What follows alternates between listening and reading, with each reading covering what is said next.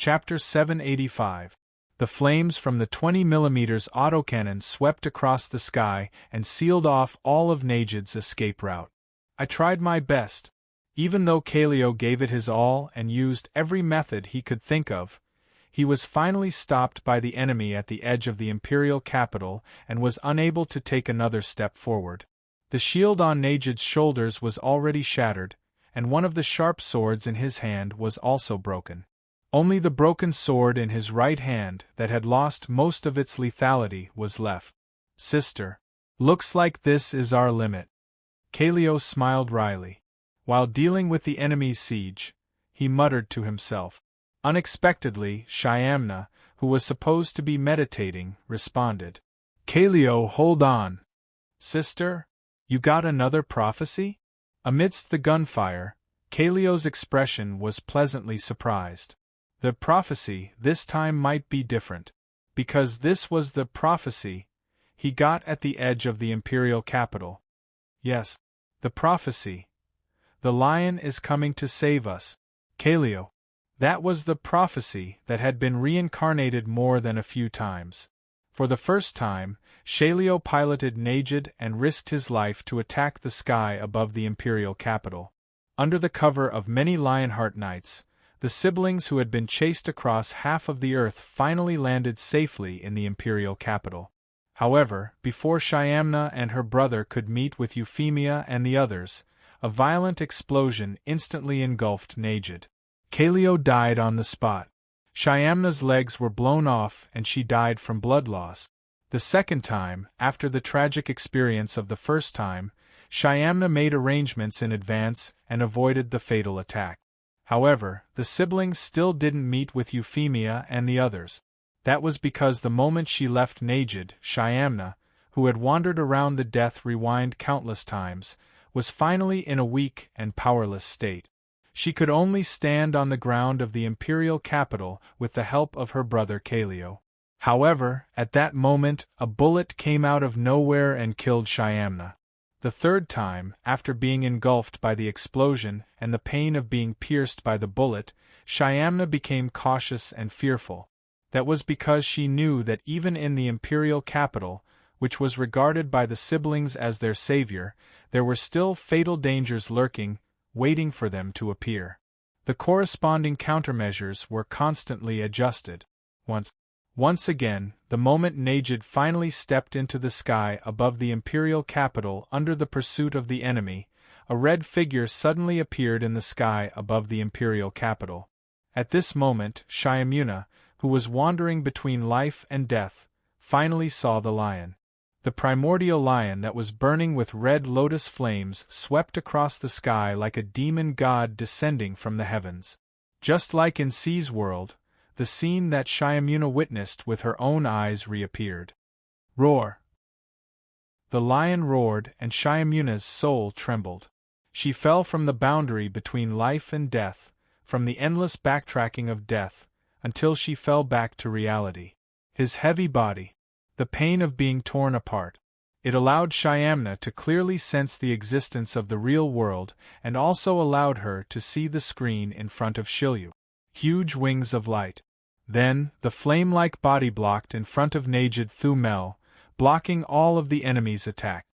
Sharmna, Sherial. Thank you for your hard work. Now leave this to me. Your Highness, please be careful. There are still traces of enemies in the capital. A familiar voice. A familiar face. When it appeared in front of Shyamna, who had been through countless life and death situations, Shyamna suddenly felt the world spinning. The moment she returned to reality, she hurriedly left a warning and lost consciousness. Big sister. Sherial, who was full of joy, looked back and called out repeatedly. If he was not still piloting Najid, he would have already pounced to Shyamna's side. King Sherial. Land in the palace. Someone will come to pick you up. Although Rei Minkai did not see Shyamna's coma, the White Cat State Zero had already sensed it. Yes. Then, Your Highness, I'll leave this to you. Sherial, who was worried about Shyamna's situation, did not say anything else. Even if he retreated at the last minute, It was still his family's tradition of valuing war. Najid landed. The enemies who were chasing after him also tried to stop Najid, but they were stopped by the crimson figure in the sky with a single sword strike. Buzz! The moment the blade struck and cut the black cloak of the enemy that was chasing Najid, the rest of the enemy gave up on chasing Najid at the same time and surrounded the red figure in a circular formation. Rei Minkai, Empire's Knight Captain. The next moment, a steady and powerful middle-aged man's voice came from the four bodies covered in black cloaks. Although Princess Euphemia has the qualifications to become an emperor, the problem of choosing a lifetime partner is so laughable. A familiar voice. Mocking words. Rei Minkai narrowed his eyes slightly. Yes. He recognized the owner of this voice. The number 1 knight of the Round Table of the Britannia Empire, the man who stood at the peak of all the knights of the empire, Bismarck Waldstein.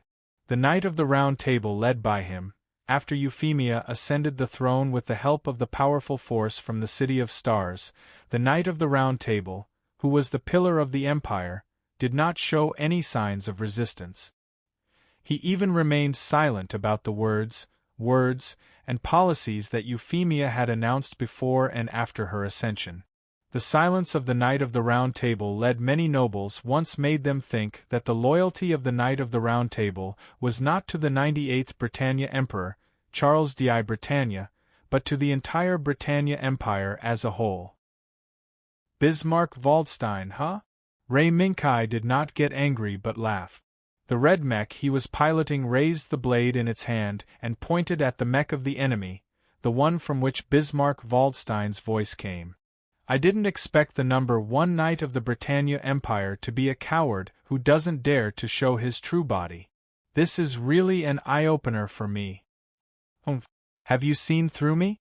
But this is inevitable. Bismarck Waldstein snorted coldly. He did not avoid the fact that his identity was seen through by Rei Minkai. Instead, he openly admitted it. Indeed, this is not the doing of a knight. So show yourself, my companions, to recreate the glory of Britannia. Now is the moment for us, the Knight of the Round Table, to sacrifice ourselves. The moment Bismarck Waldstein made a loud declaration, the 4 mechs surrounding the red sword of raging flames suddenly tore the black cloaks on their bodies, revealing their true bodies hidden under the cloaks. Galahad, Talistan, Bedivere, Gahoris. When the black cloaks were torn apart, Rei Minkai also recognized the true names of the 4 mechs that were chasing Najid. A terrifying lineup of 4 knights of the Round Table that stood at the top of the knights of the empire chasing a young king from a small country in the Middle East could be said to be extremely luxurious. I remember that His Majesty has never issued an order for the Knight of the Round Table to act. His Majesty?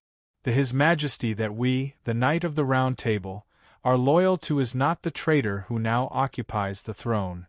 It is the 98th Emperor Charles di Britannia. Galahad pulled out the greatsword that the former emperor named the king's sword and pointed it at the sword of raging flames. Bismarck Waldstein's voice with a hint of mockery sounded again. Knight Rei Minkai, surrender. Your battle strength is known to the world. As long as you are willing to submit to the 98th Emperor Charles di Britannia again, there will be a Knight of the Round Table for you. At this moment, Rei Minkai laughed. Ha ha ha ha ha. Knight of the Round Table? Perhaps this promise had an irresistible temptation before Rei Minkai's memory was awakened. But now? This promise had become so ridiculous. Bismarck Waldstein, it seems that your Majesty didn't tell you much at all. Speaking of this, Rei Minkai's tone changed. Oh yes. The person who killed the 98th Emperor Charles di Britannia was not Euphemia Britannia, but me, Rei Minkai. What? The moment Rei Minkai did not hesitate to disclose the truth, the Knight of the Round Table was shocked. My Majesty, you killed him with your own hands? What a joke! How could His Majesty, who was protected by Madame Mariana, be killed by a nobody like you? The first knight couldn't accept the truth told by Rei Minkai. In his memory, Charles di Britannia, who had been missing for a long time, finally appeared in front of him, told the reason for his disappearance, and gave the order to purge the imperial court. The facts were true. Such a real experience, could it be done by the dead person that Ray Minkai said could do it? Knight of the Round Table. Attack. This person is just a person who misleads people with lies. For the Britannia Empire. The Knight of the Round Table shouted, and Galahad took the lead to wave the king's sword in his hand and rushed to the raging flame demon sword. Ray Minkai. This is the king's sword named by his majesty. Remember it for me. This will be the blade that will send you to the underworld. The big sword that was taller than Galahad slashed down at the raging flame demon's sword like Mount Tai. At the same time, Bismarck Waldstein's self-sealed left eye was released and activated the geas he held. I didn't expect that this power would be used on someone other than Mariana. Knight, you should be proud of this. That was the power to see through the future. It was also the fundamental reason why Bismarck Waldstein stood at the top of the Knight of the Round Table. In order to kill Ray Minkai with one blow, the number 1 knight did not hesitate to use the power to see through the future to ensure that moment would come. However, facing Galahad's slash, the raging flame demon's sword did not move at all and did not have the slightest intention of evading. Are you afraid? Humph. It seems that I overestimated. Buzz. The moment Bismarck Waldstein's confident and mocking smile had not yet spread out, the light wings of the raging flame demon's sword changed color, and a layer of faintly discernible glimmer easily blocked the king's sword in the blink of an eye. Lambda drive system activated. Mental stability value normal. Output power normal. Kai, let's do it. The right hand of the raging flame demon's sword passed through the glimmer and held the king's sword, and Ray Minkai's response sounded. A decadent person who is intoxicated by the past. Times have changed.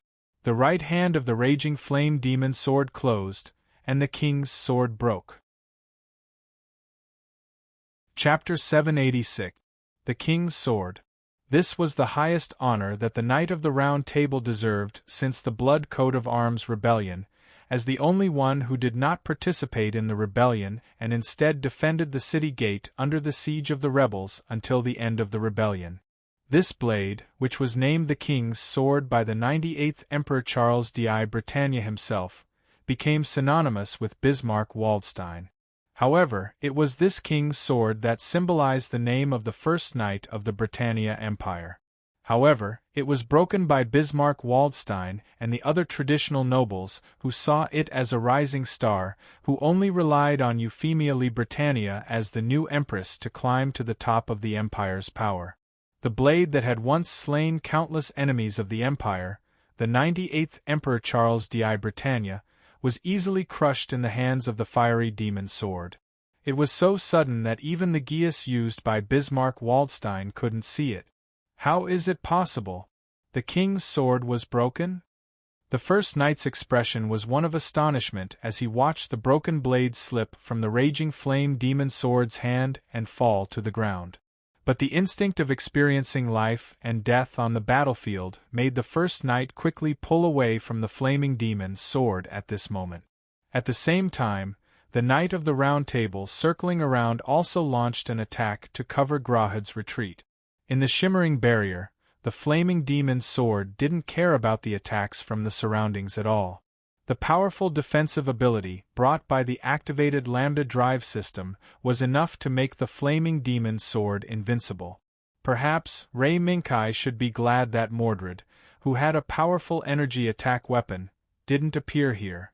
However, it was inevitable that there would be a different sound. If he wanted to pursue Najid Thumel, who had high mobility, Mordred, who had powerful firepower but relatively poor mobility, was not a good choice to pursue the enemy. Therefore, among the enemies in front of him, in addition to Grahad driven by the first knight, Ray Minkai paid attention to Toristan, who had the ability to transform, high mobility, and some energy weapons. After all, the defensive force field of the Lambda drive system could not provide comprehensive protection. The advantage in front of them was only based on the Knights of the Round Table's lack of understanding of the Lambda drive system. With the advantage of information asymmetry, Rei Minkai decisively took the next step. Target Tori. As the wings of light flapped, the figure of the Inferno Demon's sword that had forced Gerahad to retreat flashed. It broke free from the encirclement of Bedivere and Gaholis and charged towards Toristan like lightning. It was fine if he didn't make a move, but once he did, it was like a thunderbolt. Third Knight Kino, I have a good impression of you. But now, please die. Raising the raging flame demon's sword in his right hand, he aimed it at Toristan.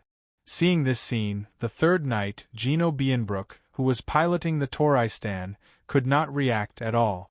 He could only watch the white light rising from the palm of the roaring flame demon's sword. Buzz. Boom. The air compressed to the extreme by the Lambda drive system exploded in an instant.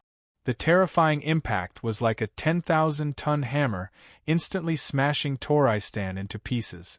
There was no possibility of escaping from that terrible impact. The shattered Toristan shattered into thousands of pieces and scattered down from the sky.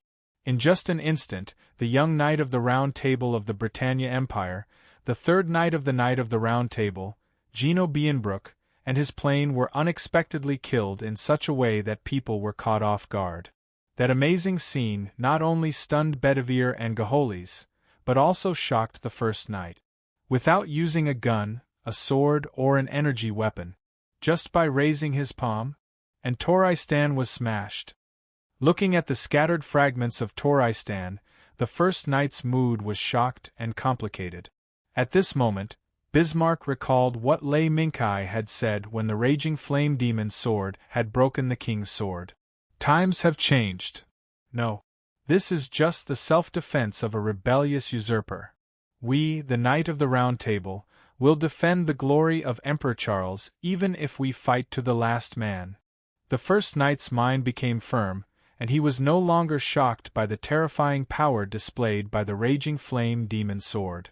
There was only the supreme glory of defending Emperor Charles to the death. Pedantic and stupid. The raging flame demon's sword turned around and faced Galahad, who raised the king's sword and was ready to attack again. It is because of the existence of pedantic and stupid people like you that the Empire can't move forward with all its strength. Rei Minkai's mocking voice resounded through the sky. So, please die for the future of the Empire. The figure of the raging flame demon's sword disappeared. Whether it was Galahad, Bedivere, or Gaholis's airborne radar, they couldn't catch its trace. There was only the whine of the constantly moving but unable to lock onto the target of the Knight of the Round Table. In the sky, the light wings spread out by the raging flame demon's sword were like streams of light, interweaving into a huge net that enveloped the rebellious Knight of the Round Table, completely blocking the retreat of the Knight of the Round Table. Do you want to catch us all in one fell swoop? You're too arrogant. Rei Minkai. The First Knight saw the action of the raging flame demon's sword at a glance. In his view, even if Galahad's king's sword was broken, it would be impossible for him to easily defeat the Knight of the Round Table led by him. Is that so? In the sky, the moment Rei Minkai's response came, the figure of the raging flame demon's sword suddenly appeared behind Bedivere. He raised his palm and a white light burst out. It was the terrible brilliance that had shattered Talistan before. Rumble! This time, due to the attack of the raging flame demon's sword that had far more mobility than their own, the Knight of the Round Table had to shrink their formation a little. This also made the First Knight and the 12th Knight, who was piloting Gaholis, personally feel the terrible attack from the raging flame demon's sword.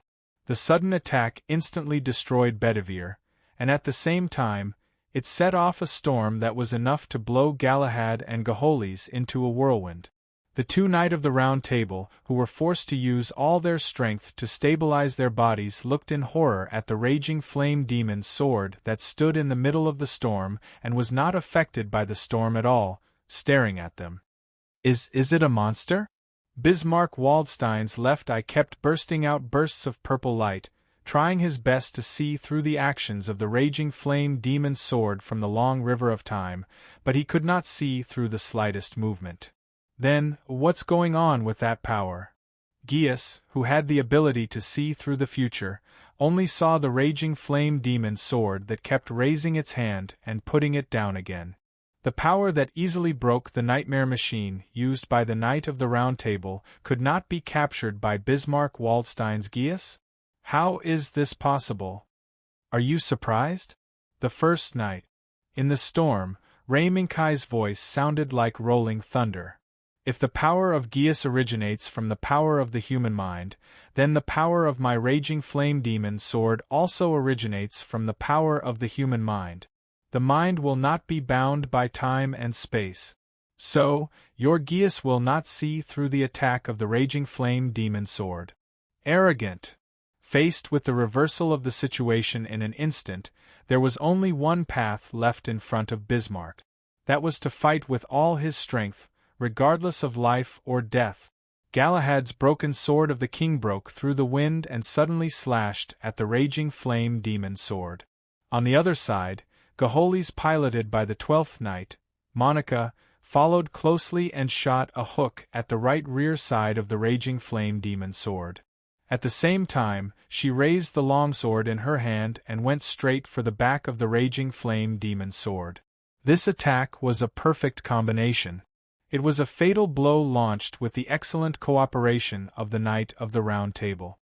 However, as mentioned before, when faced with the Lambda drive system from another time and space, no matter how outstanding the combat power of the Knight of the Round Table was, they still ended up like the mithril mech pilots who faced the Lambda drive system for the first time. Two shimmering barriers blocked Galahad's slash and Gaholis's stab. Ray Minkai whispered the news that frightened the two Knight of the Round Table. Right. I forgot to tell the two of you. This battle has already been arranged for a global broadcast. Haha. In other words, Her Majesty Euphemia has already expected the betrayal of the Knight of the Round Table, and has been prepared for it. What? Bismarck was stunned and suddenly shouted. Monica! Retreat! We have been tricked. Galahad and Gaholis quickly retreated, and raised the raging flame demon's sword with both hands again. Since you are here, stay. Let the world see how vulnerable the so-called Knight of the Round Table is. In an instant, the terrible light that instantly obliterated the two Knight of the Round Table appeared again and pointed directly at Galahad and Gaholis, who were retreating quickly. Looking at the brighter and more terrifying white light, Bismarck frantically urged his GNSS, trying to find a glimmer of hope in the long river of time.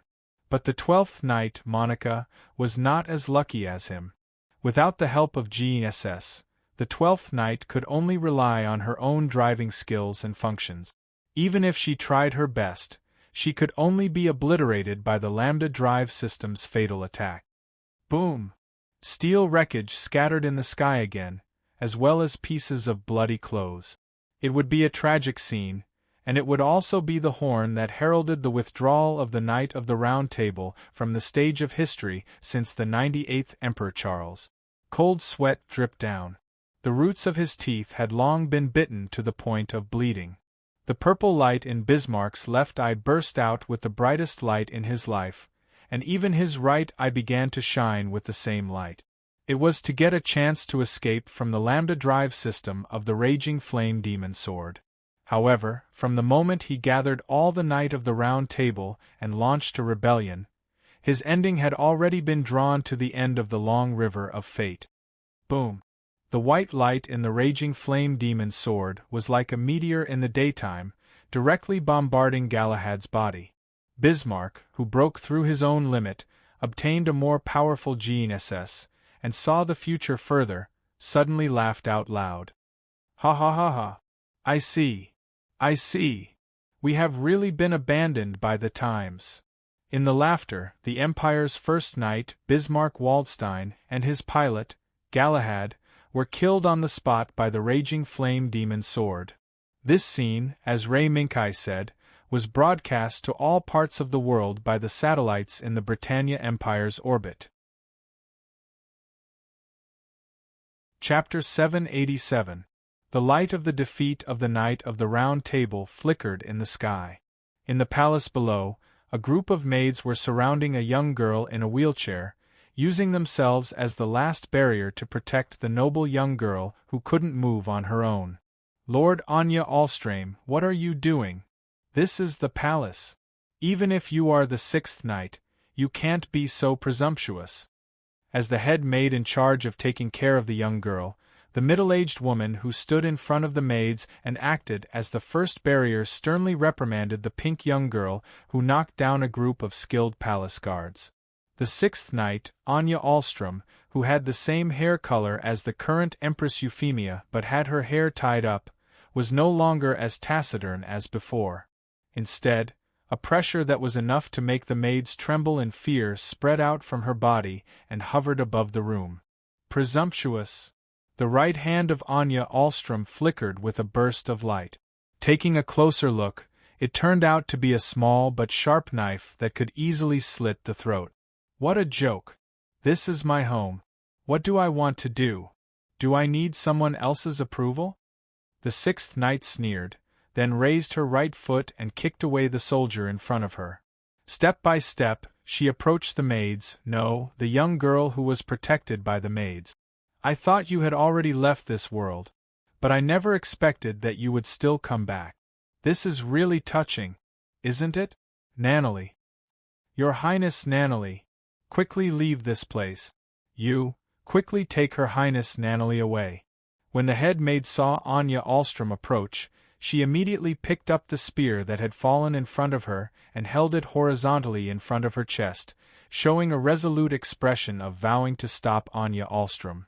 "Even the sixth knight can't make us take half a step back." The head maid's resolute expression inspired the maids behind her.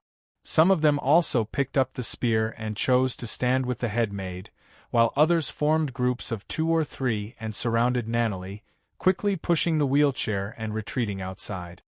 "Tsk. Troublesome. Then don't blame me for being impolite. At the end of the day, you people are nothing but slaves of the Britannia royal family." Anya Alström didn't care about the maidservant's obstruction. She just didn't want to show off too much in front of Nunnally and ruin her image in Nunnally's memory. That was why she didn't make these maidservants lose their ability to react like the palace guards who had collapsed on the ground. Bang! The knife in Anya Alström's hand drew a cold arc, dodging the head maid's spear and going straight for her white throat. This strike was a sure-kill strike. This was because when she was stopped by the head maid, Anya Alström discovered that the battle in the sky had come to an end. The Knight of the Round Table had lost. He knew that if he continued to delay, he would be surrounded by reinforcements, let alone take Nunnally away. Thus, killing him became the only choice. Buzz. However, the knife that was so sharp that it could slit the throat with a light slash stopped when it touched the head maid's throat. Looking at the drop of blood that quickly trickled down the tip of the knife, Anya Alström smiled. This was because the target she was chasing had taken the initiative to come to her. "Stop. Sixth Knight, no." Amidst the crisp sound, the slowly moving wheelchair appeared in front of Anya Alström as the maidservants made way for it. The girl who controlled the wheelchair forward was Nunnally v. Britannia. At this moment, the girl was using her big bright eyes to look at the pink girl who was pressing the sharp knife against the head maid. Her eyes were unfamiliar, but there were also familiar fluctuations. "Stop. There are no enemies here. My mother, Mariana v. Britannia." When Nunnally softly revealed the true identity of the mastermind behind Anya Alström, the maidservants who tried to persuade Nunnally to leave immediately exploded. Buzz. The instant the droplets of blood on the tip of the knife were flung onto the maid's white collar, the knife that had almost killed her was also put back into Anya Alström's sleeve. "As expected of my daughter, Nunnally. Since you were young, I knew that your sixth sense was different from that of ordinary people. I didn't expect that you would still be able to see my existence under such circumstances." As she spoke, Anya Alström's eyes glowed with a purple light. It was the unique light when Geas was activated. However, this was not the light when Geas was used on others, but when the Geas hidden in Anya Alström's body was activated. It was a long time ago, during the so-called palace attack. Before Mariana, who was killed by VV, died, she activated the Geas she possessed and lodged her soul in the body of the maid, Anya Alström, who happened to appear next to her. "Your Highness!" The head maid, who raised her hand to cover her slashed neck and resisted the fear of death, shouted hoarsely, but she was stopped by Nunnally. "Head maid, step back. She won't hurt me." Nunnally saw it very clearly. As long as she showed even a trace of rebellion and was unwilling to listen to orders, the people here would probably be ruthlessly slaughtered by Anya Alström, who was actually her mother, Mariana. Yes, after all, this is the moment when I reunite with my beloved daughter. I don't want blood to ruin this moment. Isn't that right, Nunnally? Anya Alström smiled, then took a few steps forward and stood in front of Nunnally. "Come, Nunnally. Come with me." "Where to?"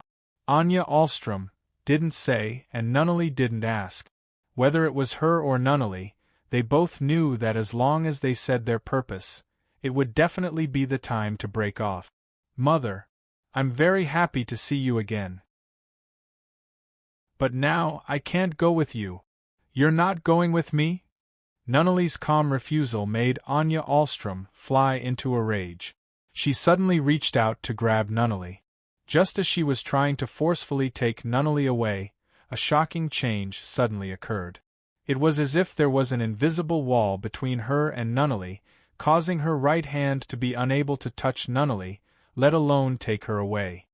The moment she continuously increased her strength in an attempt to break through the invisible wall, Anya Alström suddenly discovered something strange among the maids. "Who is it? Come out! Who is obstructing me?" The maids silently retreated, allowing the figure they were covering to appear in front of Anya Alström. "Nice to meet you. It's a great honor to meet Princess Mariana. I'm Layla Merakar. On the orders of Empress Euphemia, I'm here to welcome Princess Nunnally and take refuge." Under the long blonde hair was an exquisite face. Under the contrast of the luxurious court dress, this girl who called herself Layla Merakar was simply a noble princess born in the royal family. But that wasn't important. What was important was Layla Merakar's eyes. That pair of eyes was also flickering with the light of GNSS, but there was something different about them. For some reason, the moment Anya Alström saw those eyes, she subconsciously took half a step back. It was as if the appearance of those eyes made her see her natural enemy. She was controlled by the fear that originated from the depths of her genes and instinctively chose to retreat. "No. This pair of eyes can't appear in this world. That's the Geas that CC gave you. Your Highness, I've heard about your deeds since I was young. To me, when I was young, your existence was undoubtedly the glory that led us to our growth." Amidst the fear of Anya Alström, Layla slowly walked to Nunnally's side and gently patted Nunnally's shoulder to reassure her before looking at Anya Alström again. "Your Highness, please forgive me for offending you. I learned from Her Majesty Empress Euphemia that Her Highness has already followed the former Emperor Charles di Britannia to heaven. Why are you still attached to this world and staying here?" "Shut up!" Anya Alström, who was shocked by Layla's eyes that were shining with a strange light, shouted coldly and turned to look at Nunnally. "Nunnally, today I'm here to take you away. As long as you're willing to stand by our side, then this world will be as you wish. Not only Luciovi, Britannia, but also this empire will belong to you." However, Nunnally shook her head in the face of Anya Alström's promise. "No, Mother. I've already heard about what happened from my brother. Therefore, I can't agree to Mother's request." "Nunnally!" A cold light flashed. Anya Alström wanted to forcefully take Nunnally away again. However, before she could rush up, Layla decisively activated the geas she had. The sharp blade cut through the sky, but the moment it touched Layla's throat, it fell to the ground. Then, Layla opened her arms and caught the unconscious Anya Alström. "Thank you for your hard work, Anya Alström. From now on, you will only be Anya Alström. Now, have a good night's sleep." "Viscount Layla. Mother, have you left?" Nunnally asked with a complicated expression as she watched the maids scramble to take the unconscious Anya Alström from Layla's arms. This was not a reunion of family as she had imagined. Moreover, when Nunnally and Lou Lucio reunited, Lou Lucio had once revealed the truth that their parents were dead. Although it was inconceivable that they would meet again like this, Lilina still accepted it calmly. The effect of geas has been removed. In theory, Princess Mariana has indeed left Anya Alström's body. After a pause, Layla smiled softly. Perhaps His Majesty should know where Princess Mariana's true body is. Chapter 788. That's the first night? What's going on? On the east side of the imperial capital, in a mansion belonging to the aristocrats, a group of well-dressed men and women looked at the battle in the sky above the imperial capital in surprise. At the time of the battle, a welcoming party was being held here to welcome foreign envoys. "Hey, Eugene. Someone's fighting?" Sinnoh, whose mouth was stuffed with food, and whose eyes kept looking at the well-dressed aristocratic ladies around him, elbowed Eugene, who was also carrying a lot of food. Eugene quickly chewed the delicious food that he had never seen before and looked up at the sky where the battle was happening, then shrugged casually. "That's none of our business. We're just foreign ambassadors." Remembering what Olga told him before leaving the embassy, Eugene quickly adjusted his position. There might be some inside story that Eugene didn't know about this trip. But Eugene knew very well that he and Sinnoh were at most Abro's diplomatic personnel, walking around the imperial capital and attracting attention from the surroundings. That wasn't it. When Eugene and Sinnoh left the streets of the embassy, the aristocratic butlers who were waiting there swarmed over and warmly invited them to be guests. Eugene and Sinnoh casually pointed at the crowd and accepted the invitation of the lucky person they had chosen. Of course, the two of them didn't want to be too troublesome and drag things out. Since they were ordered to come out for some fresh air, they would save themselves the trouble and listen to the arrangements of the inviters. But Sinnoh put down the plate in his hand and sighed secretly. As a hot-blooded young man who had just experienced the most wonderful experience in his life, the beautiful ladies around him were existences that he couldn't touch. "Sinnoh, you're full?" Eugene looked at Sinnoh in surprise. After all, when they came to this ball, Sinnoh was the first one to eat and drink to his heart's content. "Eat, eat, eat, you only know how to eat." Sinnoh snorted in disdain, then pursed his lips and signaled Eugene to look at the aristocratic ladies who were pointing at the sky. "Sinnoh, you want to provoke them?" Eugene rolled his eyes and immediately understood what Sinnoh meant. "In your dreams." Sinnoh rolled his eyes, then clapped his hands and said in a low voice, "It's about time." When Eugene heard this, he immediately put down the plate in his hand and looked at the other side of the ball subconsciously.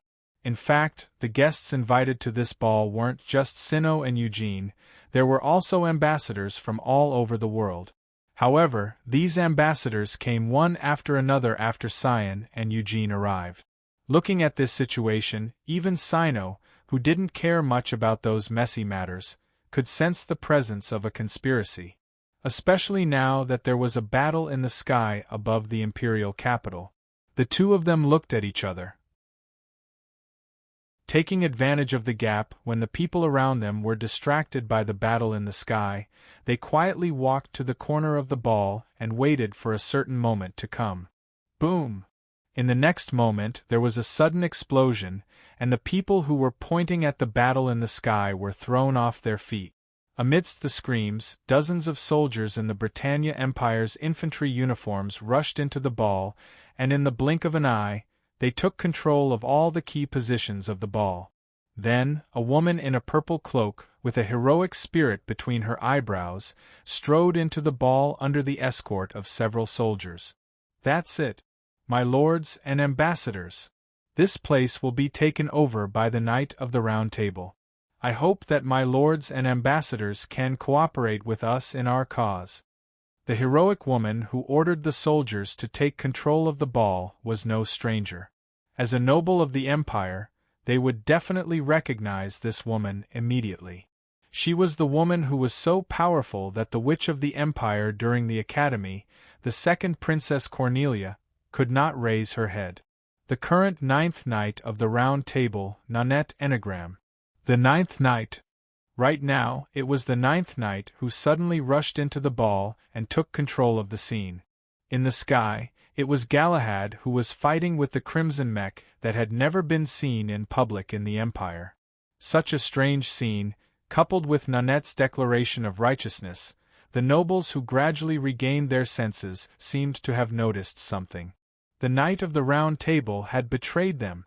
Shock, hesitation, and fear instantly became the expressions of the nobles. After all, how long had it been since the previous Knight of the Round Table betrayed the blood coat of arms? The nobles who had experienced the betrayal of the blood coat of arms saw the current situation and immediately thought of the terrifying development that would follow. Suppression, bloodbath, or rebellion to take over the throne and wipe out the current queen's faction. No matter what the result was, it would be a bloodbath. Under the memories of the past, the frightened and hesitant nobles obediently accepted the control of the ninth knight, and the ambassadors had an attitude of watching the fire burn across the river and not interfering. However, when the ninth knight's gaze swept through the crowd, he saw two young men hiding in the corner. "Ambassador Abro, please step forward. The Knight of the Round Table needs the assistance of the two ambassadors."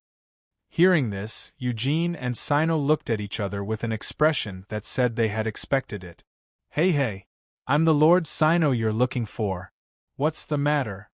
Sino waved his arms exaggeratedly, ignoring the muzzles of the soldiers around him who were pointing their guns at him, and stood out boldly.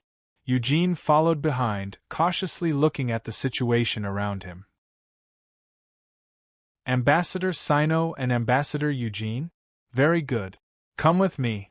The Knight of the Round Table needs the two of you as guests. Nanette gestured to the left and right, and soldiers came forward, ready to take control of Sino and Eugene. However, the moment the two soldiers came close to Sino and Eugene, they suddenly turned their muzzles and pointed at their allies, acting as if they wanted to protect Sino and Eugene. This sudden change caused Nanette to be stunned for a moment, and she almost didn't react. Hey, what's going on? Aren't you going to take us away? Why are you guys fighting amongst yourselves? Eugene, who was standing behind Sino, had a glint in his eyes as he revealed a smile of understanding. He stood beside Sino and laughed at the change in front of him. What are you guys doing? Nanette, who never thought that her subordinates would suddenly rebel, shouted harshly. However, the two soldiers who had rebelled and protected Sino and Eugene behind them did not move at all, and did not seem to have any intention of responding to Nanette. Fortunately, Nanette's question was still answered. I'm very sorry. The ninth knight, Lord Nanette Enneagram. This is not a place where you can do whatever you want. I advise you to stop here. A righteous yet melodious voice came from the door. Nanette turned around instinctively, but her eyes were blinded by the bright light. When her vision returned to normal, she saw a golden-haired girl in a white uniform with golden edges standing at the gate. Surrounded by many soldiers, she was staring at her with a pair of eyes that were shining with a stern light. Iziram vis illusia. Although the blonde girl was unusually low-key in the imperial political arena, as long as one was in the imperial political arena, they would not ignore her existence. Because not only was she the clerk representing the current Empress Euphemia, but she was also the current monarch who was allowed to establish a vassal state in space by the current Empress Euphemia herself. I didn't expect you to come.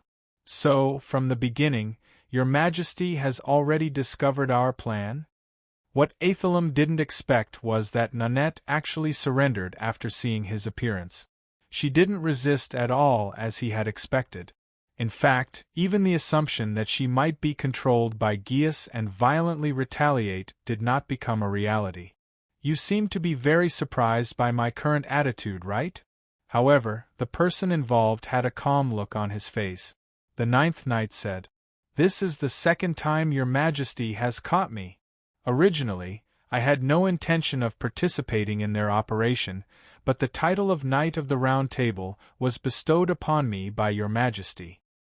"Then I'm sorry." Nanette's cooperative attitude made Iziram feel relieved, and she also said the words she had been preparing for a long time. "After this is over, Her Highness Cornelia will summon you. Get ready." Nanette laughed self-deprecatingly. "After being captured twice, I don't have the face to see Her Highness Cornelia." At the same time, there was a deafening roar in the sky. It was Grahad. Grahad, who was once the sword of the Empire, had been defeated by the Crimson Mecha and entered the Yellow Springs amidst a cluster of dazzling sparks. Looking at the gradually dispersing fire in the sky, the entire scene suddenly became silent. Compared to the ninth knight's surrender, the first knight's crushing defeat made the nobles realize the horror of the Empress sitting on the throne. "Everyone, it seems that His Royal Highness has personally beheaded the traitor. At this point, the rebellion in the imperial capital has been suppressed.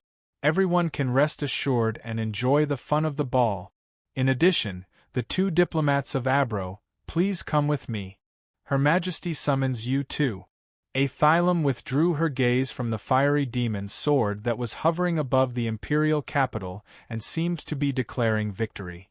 She then announced a piece of news in a clear voice. However, everyone present no longer had the intention to continue the ball. The rebellion of the Knight of the Round Table, and then the rapid suppression of the Knights of the Round Table, had already occupied everyone's mind. "No! Why does that damn knight have that kind of power? That body? That GNSS? Somewhere in the Britannia Empire, in the ancient ruins under the mountain range, a shrill scream resounded in this underground space. The nutrient solution used to maintain physical vitality churned, and a graceful body stood up from the nutrition cabin. In the next second, 2 expressionless maids quickly stepped forward and draped a large bath towel over her, completely covering her graceful and alluring body. Did it fail? It seems that the existence of that knight is really difficult to deal with. A dreamy voice sounded faintly, attracting the angry gaze of the woman who stood up from the nutrition cabin. Why does that damn knight have that kind of power? This is reality, not the world of C. The woman's angry voice continued to rumble, but it didn't scare the 2 maids who were wiping her body dry and starting to put on her clothes. It was as if these 2 maids were more like robots that obeyed orders than humans. Power? Is there a difference between reality and reality? In the shadows, a young girl with shoulder-length hair, wearing an off-the-shoulder long-sleeved shirt and tight pants walked to the front of the nutrition cabin with light footsteps. She sized up the 2 maids who were silent and focused on dressing the girl. "Yes, the embodiment of our power in the real world is GESS. But the power shown by that knight is definitely not the Geas we have. It's also not the terrifying power shown when Charles was killed in C's world." In anger, the woman raised her hand and flung the maid next to her away. Her eyes were full of terrifying murderous intent. C's world. But the girl with shoulder-length hair was not scared away by the woman's murderous intent. Instead, she looked at the unlucky maid who was sent flying pitifully and smiled mockingly. That's just the embodiment of the collective consciousness of humans. Humans thirst for power and pursue power. The moment all the thirst gathered together, it was C's world, and we were born. "You mean, the power of that knight is also C's world, and you gave it to him? How is that possible?" The girl looked at the angry woman and laughed softly. "Yes. How is that possible? That knight is special. Originally, in Charles and V's plan, we were bound to be killed by you. But before that, that night appeared and became the variable that caused all the changes. That night's power was not given by us, nor is it something we can understand and accept. But thanks to him, we saw a glimmer of possibility from Euphemia v. Britannia, who was affected by him. While speaking, the girl calmly looked directly at the woman's eyes. This is a game. As an undead who once wandered on the edge of the abyss of death, Mariana v. Britannia, if you continue to thirst for power, thirst for Charles's return, thirst for Akasha's sword to swing, then do everything you can to change this world. For this, we will lend you our power. Even if this power will kill us. Chapter 789. After the incident in the imperial capital, some people were happy and some people were crying. Watching the once prominent nobles, who had acted as spies for the Knights of the Round Table in the rebellion, being escorted by the Royal Guard Knight on the main road of the imperial capital, those who had contact with these rebellious nobles to varying degrees couldn't help but feel a sense of desolation. Your Highness. Watching the carriages being escorted by the red-shouldered Lionheart Knight whizzing past the main road of the imperial capital, a young girl wearing the standard uniform of the Britannia Empire subconsciously hugged the briefcase in her arms. Don't worry, Nina. Those knight won't catch you. The gentle voice brought a strong sense of security. The person who was also watching the Lionheart Knight whizzing past like the young girl was Schnetzel, the man who was once again the Prime Minister of the Empire. The man, who was once privately called by Euphemia as waiting for a certain opportunity, finally made his move now that the rebellion of the Knight of the Round Table had been settled. Yes, I understand. The young girl, who was called Nina by Schnetzel, responded weakly. Then, her eyes flickered with a trace of excitement as she looked at the palace in the distance with a trace of longing. In her arms, in the briefcase that was tightly protected by her, was Schnetzel's new move. This was not a rebellion after the Knight of the Round Table, but a show of loyalty to Empress Euphemia. Raise your head. Nina, your masterpiece will definitely be appreciated by Her Majesty the Empress. In the imperial palace, howls and cries from the outside world were incessant. But no one would have a trace of pity or waver in the face of these howls and cries. The moment the first knight was cut down by the fiery demon sword, the entire imperial capital was immediately shocked by the various criminal evidence released by the intelligence unit under the command of Veretta. These were the crimes committed by the nobles who openly and secretly supported the rebellion of the Knight of the Round Table. A dazzling array of criminal evidence. A case that made one's hair stand on end. At the same time, that made the people of the imperial capital angry. It also made the nobles in the imperial capital feel lingering fear. This was a show-off. It was also a demonstration. The Empress, who was sitting on the throne, had once again refreshed the world's understanding of her. However, did this mean that the changes caused by the betrayal of the Knight of the Round Table had been pacified? No. Be it Euphemia or Ray Minkai, neither of them believed that the rebellion in the capital of the Britannia Empire was over. Based on the reports from Layla and Ethelum, the battle above the imperial capital was more of a prelude to a rebellion than a rebellion. Anya Alstrame, who was under the control of Mariana's undead. The ninth knight, Nanette Enneagram, had been seen through, but she had simply surrendered and allowed others to deal with her. There was something strange about the actions of these two people. Kai. I'm afraid the square in front of the palace gate will have to be cleaned for some time. Euphemia, who was standing on top of the city gate and silently observing the situation below, slowly sighed. This was not the result she wanted, but it was a scene that was bound to happen on the path she was pursuing. Even though Euphemia now had the power and title of the Empress of the Empire, she couldn't gather everyone's thoughts and work together to step into the deep space. Yes, however, the maple leaves outside the city seemed to have become even redder. Ray Minkai's gaze crossed the square in front of the palace gate and looked outside the imperial capital. He remembered that there was a maple forest there. Perhaps. Euphemia turned around and smiled softly at Rei Minkai, then raised her right hand and waved gently. In an instant, the square in front of the palace gate erupted with even more mournful cries than before. The square in front of the palace gate did not welcome the storm of cleansing, but the maple forest outside the imperial capital had become even redder, as red as fire. Outside the square, Schnetzel, who had arrived in a carriage, called for the carriage to stop. At the same time, he also got off the carriage and silently made way for the Lionheart knight who was escorting the criminals away. Nina was also standing beside him. However, Nina did not look at the Lionheart knight as Schnetzel did.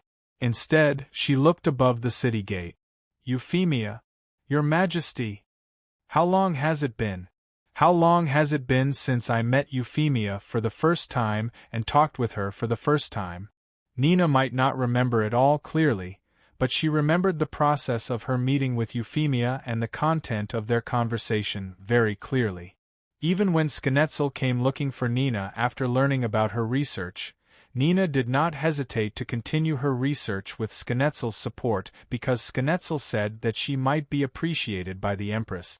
Now, she could personally take the results of her research and walk towards the supreme existence of the Britannia Empire. Your Highness Schnetzel, Her Majesty has already learned of Your Highness's arrival. She invites Your Highness and this young lady to immediately go to the side hall. Nina, who was looking above the city gate, was startled awake by these words and saw Schnetzel's smile that could see through one's heart. All right, Nina. The moment you've been chasing has arrived. Come with me. Yes, Your Highness Schnetzel. Half an hour later, in the side hall, Schnetzel finally saw Rei Minkai, who was rumored to have been injured in the assassination attempt.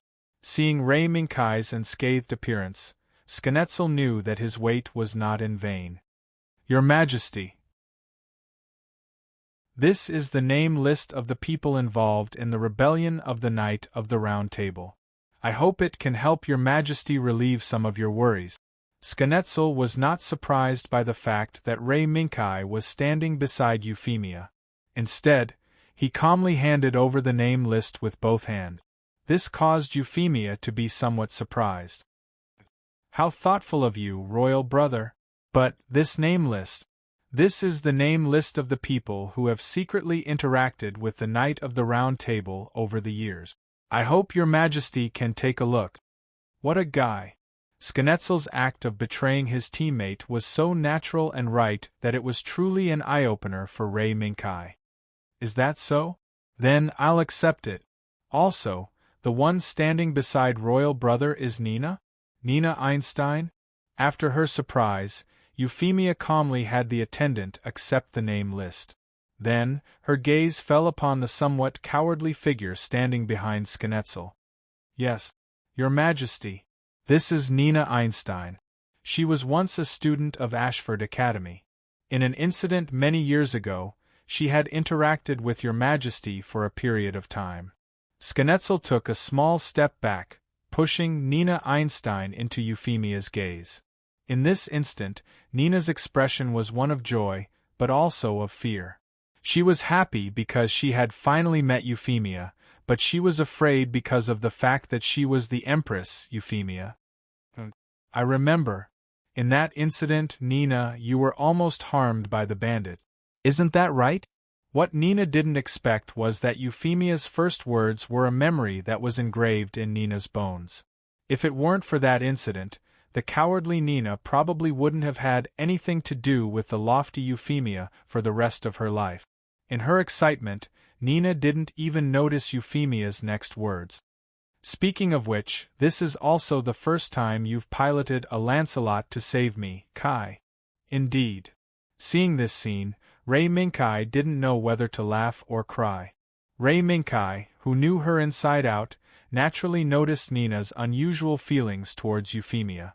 At the same time, he couldn't help but sigh at the stubbornness of history. The wheel of history went round and round, but in the end it still came back to Nina, the girl who had a major impact on the direction of history. Prime Minister. If it's just to catch up, we can set up a banquet in the back garden afterwards. Ray Minkai straightened his expression and tried to bring the topic back to the main topic. If he continued to let Nina get excited, the topic would probably lead to an unexpected outcome. Perhaps it was intentional. Or perhaps it was unintentional. The moment Ray Minkai spoke, Schnetzel's expression also became serious and he nodded. Your Majesty, Your Highness. Nina Einstein's talent is the most outstanding talent in my life apart from Earlroyd. The talent she possesses is beyond doubt. Oh, is that so? Nina, can you tell me what you're good at? Euphemia asked Nina with an amiable smile on her face. Freya. Unfortunately, before Nina could answer, Lei Minkai had already exposed Schnetzel's plan. At the same time, he didn't give Nina any chance to show off her achievements. In response, Ray Minkai's expression was abnormally calm, as if he didn't realize that this was a very rude action. As expected of Your Highness, you actually know of Freya's existence. In response, Schnetzel didn't get angry. Instead, he sighed and created an opportunity for Nina.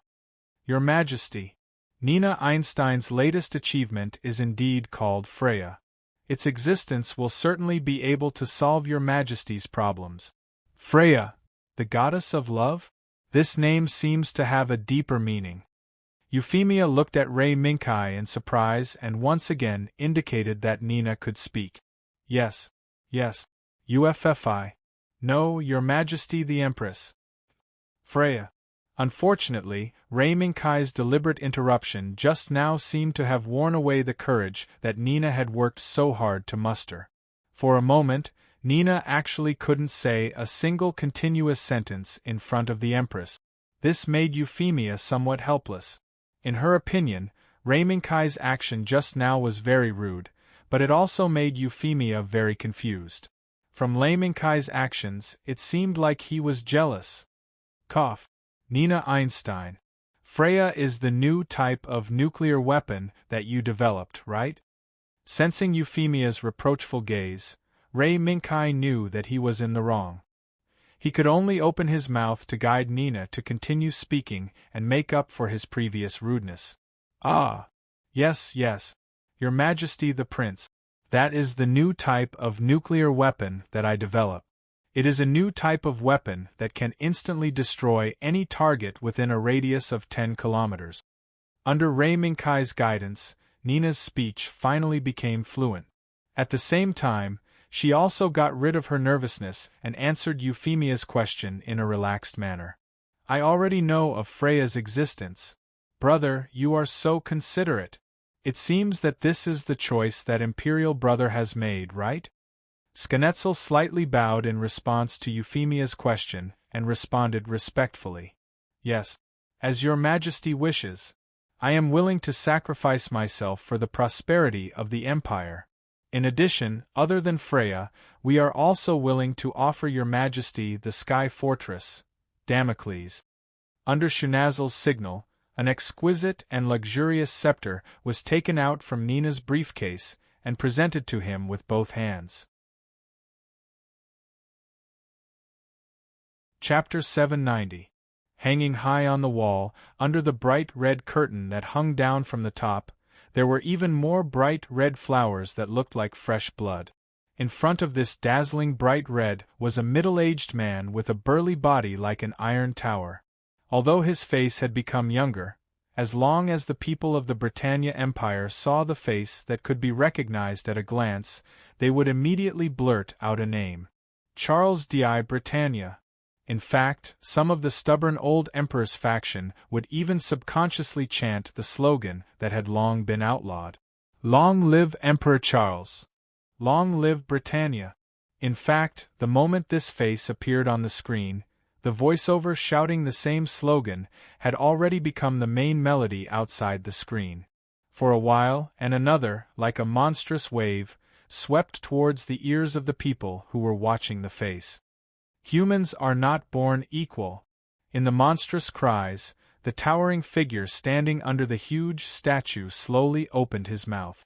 The familiar face, the familiar tone, and even the familiar choice of words instantly proved that it was him. Holy Britannia Empire, 98th Emperor Charles di Britannia. In an instant, the nobles standing in the audience all focused their eyes on the man standing under the throne. Before the current Empress Euphemia li Britannia ascended the throne, it was he who first announced the disappearance, death, of the 98th Emperor Charles and led the nobles to present the Empress Euphemia with the supreme power of the empire. Holy Britannia Empire, 98th Emperor Charles di Britannia's death. I witnessed it with my own eyes.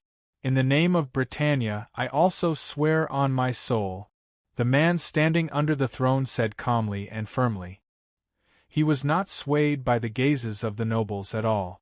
Nor was he swayed by the towering figure that appeared on the screen surrounded by thunderous cries. Prime Minister, you don't have to be so solemn. In fact, I also witnessed the death of the late Emperor. However, the difference between me and the Prime Minister is that I witnessed the death of the late Emperor elsewhere.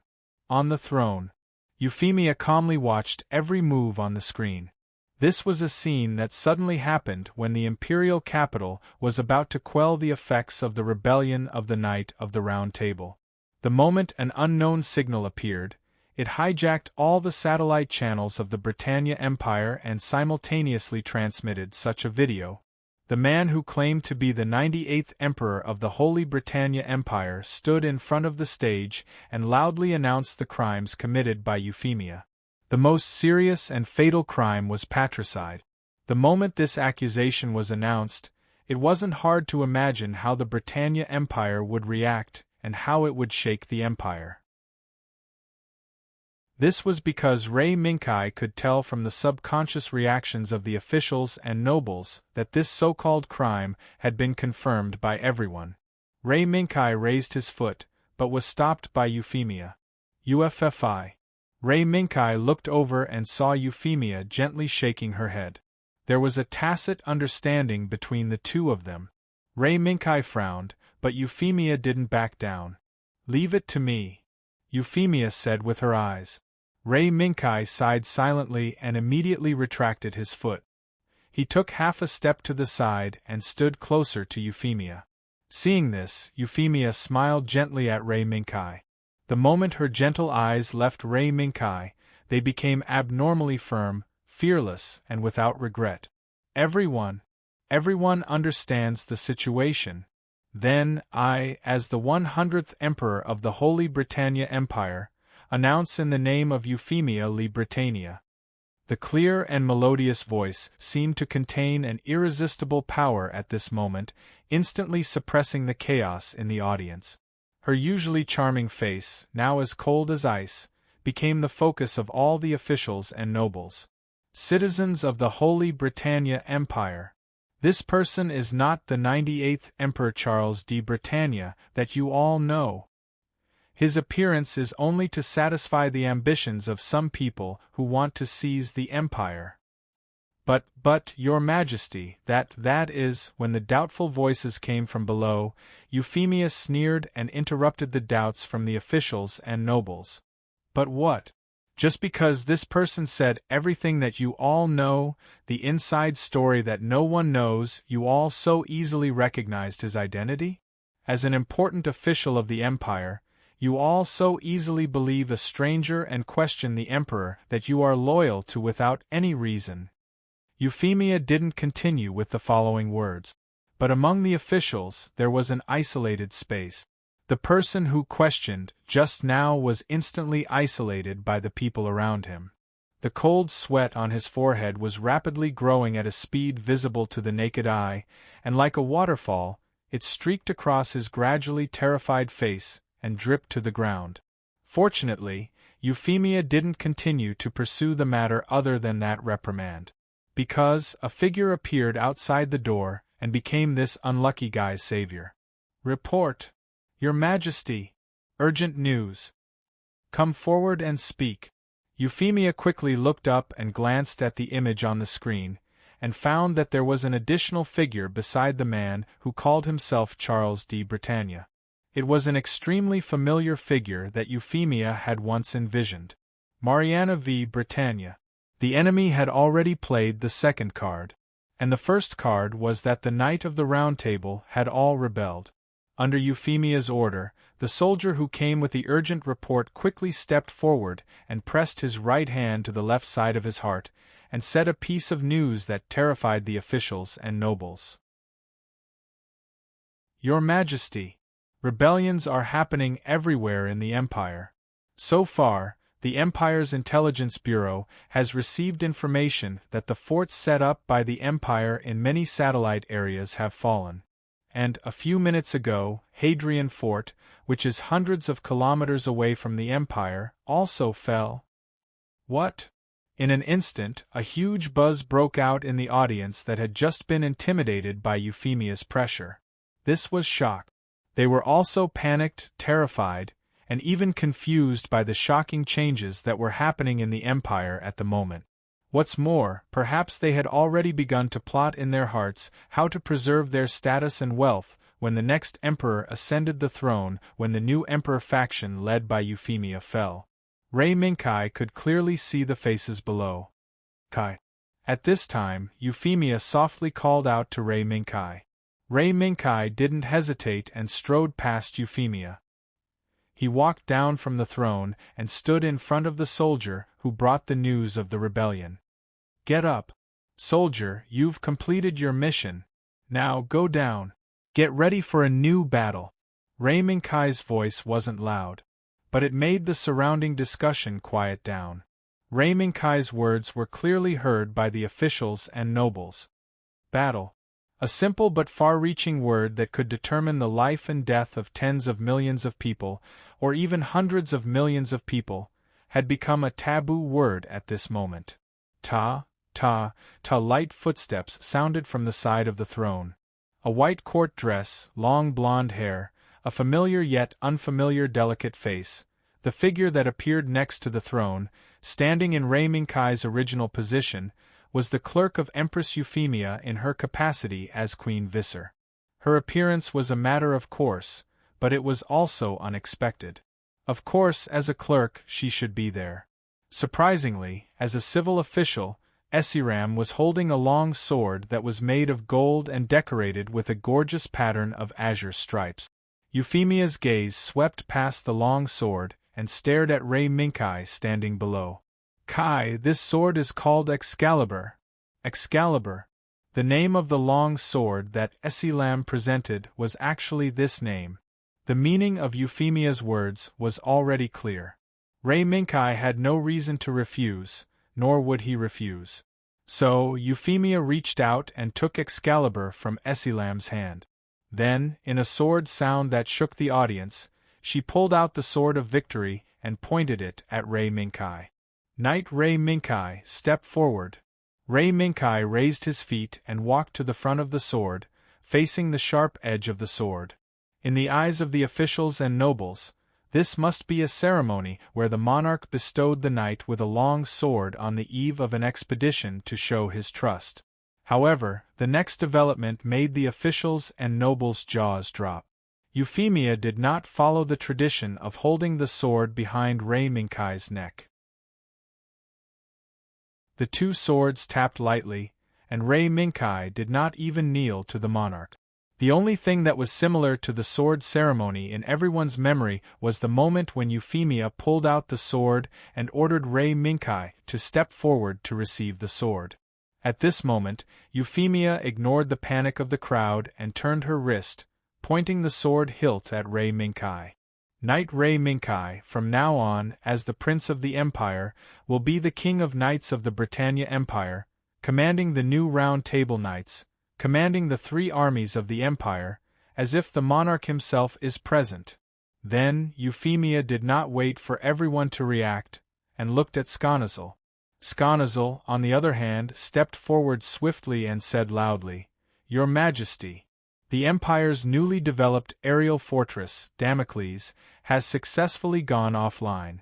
After many tests and evaluations, It has met the comprehensive requirements for actual combat. Your Majesty, please enlighten us. Approved. The aerial fortress, Damocles, will be the forward base of the King of Knights, sweeping away all rebels for the Empire.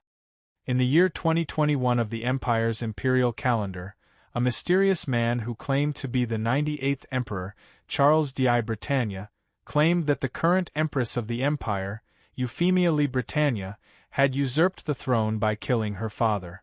Therefore, he launched a war to wipe out the rebels in the name of righteousness. Since then, within a few hours of the flames of war, nearly half of the vast empire's mainland and many of its satellite regions had fallen. When the empire was burning in the flames of war, Empress Euphemia, who was once again in the midst of a whirlpool of rebellion, once again showed her strong and decisive hand. With the sword of victory named Excalibur, she appointed Prince Rei Minkai as the King of Knights of the Empire, established and commanded the new Round Table Knights, and launched a crusade against the rebels with the aerial fortress, Damocles, as the core. Chapter 791. Above the imperial capital, the sky fortress Damocles was the center of attention. The scene of the sword exchange during the audience had already spread throughout the entire imperial capital. In this moment when the empire was burning with the flames of rebellion, Rei Minkai, who had met the third Princess Euphemia li Britannia as a commoner, and since then had gone through life and death together to reach the pinnacle of power in the empire, was standing on the observation deck of the sky fortress Damocles, overlooking the imperial capital below. From the moment he received the blade of the sword of victory from Euphemia, this sky fortress that Sconazel had built with his life's work had become one of the symbols of the Night King, Rei Minkai. Although this was a little unfair to Sconazel who had built it. But for Sconazel, this was the best outcome. The sky fortress Damocles was the product of Sconazel's determination to fight for the throne. If Sconazel had continued to hide and maintain this huge sky fortress while Euphemia was firmly on the throne, even if this rebellion had occurred, it would have been used as a sacrifice by Euphemia to purge the empire of internal chaos. After all, since the previous emperor, the most qualified and capable person in the Britannia Empire to question Euphemia's position was only Sconazel, who had been in charge of the empire's internal affairs for a long time during Charles's time. While he was thinking, familiar footsteps came from behind. "Your Highness, Princess Shyamna has woken up." The person who had come was Veretta Nu, whose status had risen along with the knight's crown on Rei Minkai's head. "Is that so? Then it's time to meet the princess who is about to bring us crucial information about this rebellion." Rei Minkai nodded slightly. Just as he was about to step down from the observation deck, he saw a long sword hanging on a bookcase in the room. It was the exclusive sword of the new Round Table Knight. Under Euphemia's orders, the imperial craftsman had created this sword with reference to the sword of victory. "Veretta, take that sword with you. Our fourth knight might be here soon." This was the fourth saber that Rei Minkai had personally gifted to him after he had taught him the sword. Other than that, there were also the 3 swords that had already been given out. The first was Ziligu Chubby, who had taken over the position of Round Table Knight of the Britannia Empire from Rei Minkai. From Rei Minkai's point of view, Kiligu deserved the title of the strongest knight of the Round Table. Moreover, in a certain sense, Rei Minkai felt that he had mistreated Kiligu. However, in the face of the sword and status that Rei Minkai had personally given him, Kiligu's first reaction was not to accept it, but to look at Rei Minkai in confusion. Since Rei Minkai had brought Kiligu, Fianna, and Titania back to the Britannia Empire, their lives had been turbulent. However, for the 3 of them who were no longer subject to the curse of their original world, it was already a rare peaceful life. Compared to Kiligu's rare confusion, Fianna, who entered and left the palace as the head of the Empress Guards, and Titania, who was the deputy chief instructor of the Knight Regiment, were much more straightforward. "Your Highness, Kiligu might have been too focused on training the new recruit. That's why he didn't react in time. After receiving the swords that symbolized the second and third knight of the Round Table from Rei Minkai, Fianna and Titania spoke in unison to defend Kiligu. Seeing this scene, not only did Rei Minkai not care, but he was also happy to see it happen.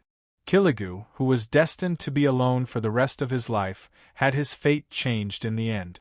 Of course, this topic was a bit off topic.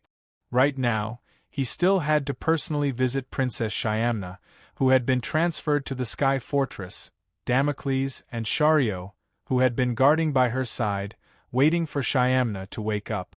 Leaving the upper section of the observation deck, Rei Minkai and Veretta walked along the corridor that led to the residential area.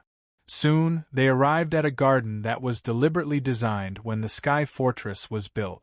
Around this garden, there were various residential areas that were designed independently with the former as the core. There was a residential area for the middle and high-level commanders who were responsible for commanding the huge Sky Fortress, as well as a residential area for entertaining guests.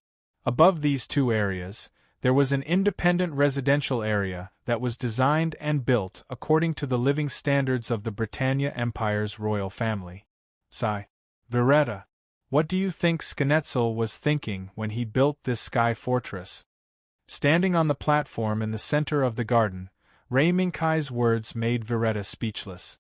Perhaps in her heart she also had the same thoughts as Rei Minkai, but because of her identity, Veretta did not dare to speak out. Rei Minkai did not care much about this. After all, even if Veretta was dead set on following him, she could not change the fact that she came from a deep-rooted noble family. Your Highness, you're here. Sister has woken up. Before Rei Minkai and Veretta walked into Shyamna's residential area, Shario took the initiative to welcome them. Shario, you've recovered? Looking at Shario, who was happy because of Shyamna's awakening, Rei Minkai nodded in satisfaction. If this young ruler of a country had not recovered, he would not have given him the fourth Knight of the Round Table's sword. Yes, thanks to His Majesty and Your Highness' concern, my injuries are no longer a problem. Also, Sister has woken up. Please come with me, Your Highness. For some reason, Rei Minkai felt that Shario's attitude was somewhat strange. Your Highness. Lord Shario saw the entire battle between you and the Knight of the Round Table. Standing behind Rei Minkai, Veretta, who was holding her sword, softly reminded Rei Minkai. Only then did Rei Minkai come to a realization. It turned out that Shario had been nagging about defeating the strongest person in the world, Zero, to prove that he was the strongest person in the world. In this world, Zero was already a thing of the past. Instead, it was Rei Minkai, the Empire's prince who defeated the Knight of the Round Table by himself. Thinking of this, Rei Minkai could not help but smile. This could be considered as fate making fools of people. Your Highness, I've heard about what happened. Thank you for saving my life, Your Highness. The moment she saw Shyamna, the princess with the ability to reverse death immediately expressed her gratitude. However, Rei Minkai was well aware of the situation. No. You're welcome, Princess Shyamna. I've already understood the actual situation. Now, you should have already guessed what I want to know. Rei Minkai indicated that Shyamna did not need to be so courteous. These things were not important to Rei Minkai. Yes. Then, let's begin reporting our findings to His Highness. Divine Wood Island. No. According to Shyamna's description, it seemed to be closer to the Deity Root Island in Rei Minkai's memory. When the exploration team led by Shyamna and her brother went deep into the ruins, they were attacked by the church. Judging from the intensity of the attack, it was not the remaining forces that Shyamna and her brother had guessed. It was more like the powerful forces that the church had at their peak. It was not an army formed by ordinary people. Instead, it was a terrifying army formed by modified humans who had a complete artificial GESS. Although their Heizas were not outstanding among the many Heizas, they displayed overwhelming power in a face-to-face battle. They easily killed the brave and skilled Kirkstan soldiers. Until the last Kirkstan soldier died in battle, Shyamna and her brother, who were protected by their lives, finally escaped from the deity Root Island. Shyamna began a journey of frantically backtracking between life and death until she rushed to the vicinity of the imperial capital, where she was rescued by Rei Minkai with the flaming demonic sword. Artificial GNSS? The information that Shyamna brought was unexpected, but it was also within reason. What Rei Minkai did not expect was that after killing Charles in World C, he and Euphemia had considered the risks brought by the church and sent the exploration team led by Shyamna and her brother. However, they still underestimated the power of the church hidden in the shadows of history. In fact, before Princess Shyamna and her brother came to the imperial capital, I had already encountered an assassination attempt by an artificial GNSS. Of course, in terms of results, they did not pose a threat to me. After Rei Minkai estimated in his heart, he raised his hand and motioned for Veretta to bring up the sword. As soon as she saw the sword that Veretta handed to Rei Minkai, Shyamna understood what Rei Minkai meant. Shalio, kneel. Although Shalio was confused, he still knelt to Rei Minkai out of trust for Shyamna. Clang!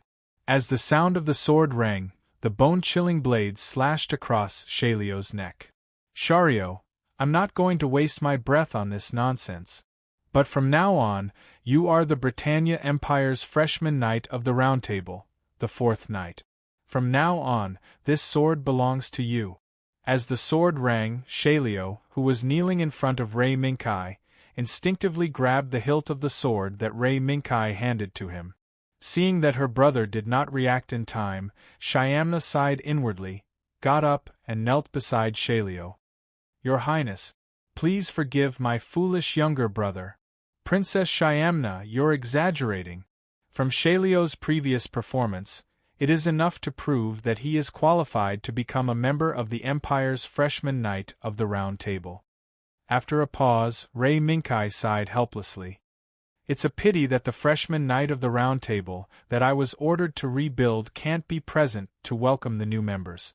Shyamna's spirit jolted as she seemed to have noticed something.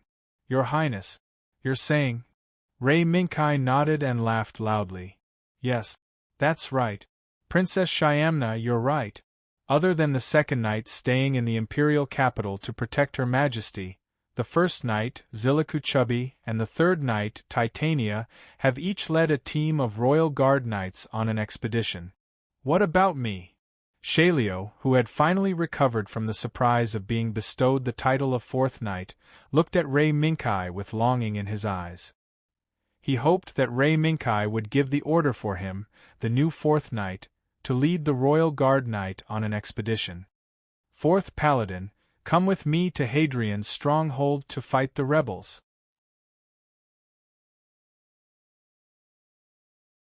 Chapter 792. Hadrian. This name had a profound meaning in the ancient legends of the Holy Britannia Empire. That was in an ancient era that was even more distant from the present day of the Holy Britannia Empire. The people living on the ancient island where the Holy Britannia Empire originated built a wall that spanned the entire island and was hundreds of kilometers long in order to resist the invasion of the barbarians from the north. It was named after the general who led its establishment at that time, Hadrian's Wall. With such an extraordinary name, when the Holy Britannia Empire was faced with the crisis of the mainland being attacked, they decided to move the imperial capital to the American continent, which was even further away from the EU. A fortress that was also named Hadrian's Wall was also built on the coast facing the Atlantic Ocean as the imperial capital was settled in the American continent. Perhaps, when it was built, the Emperor of the Holy Britannia Empire at that time had some ideas. But now, in the era where the Holy Britannia Empire had already dominated the world, this fortress named Hadrian's Wall seemed to have lost its mission. Especially when the rebellion of the empire was burning, this fortress that was supposed to protect the imperial capital became the front line of the rebellion that was about to attack the imperial capital. However, both sides knew that this fortress, which was once regarded as the last barrier of the Holy Britannia Empire, would inevitably be attacked by the other side. Buzz, buzz, buzz. In the dense forest, a slight sound of high-speed pulleys quietly sounded, and there was also the sound of branches being broken. Long legs, lower your voice.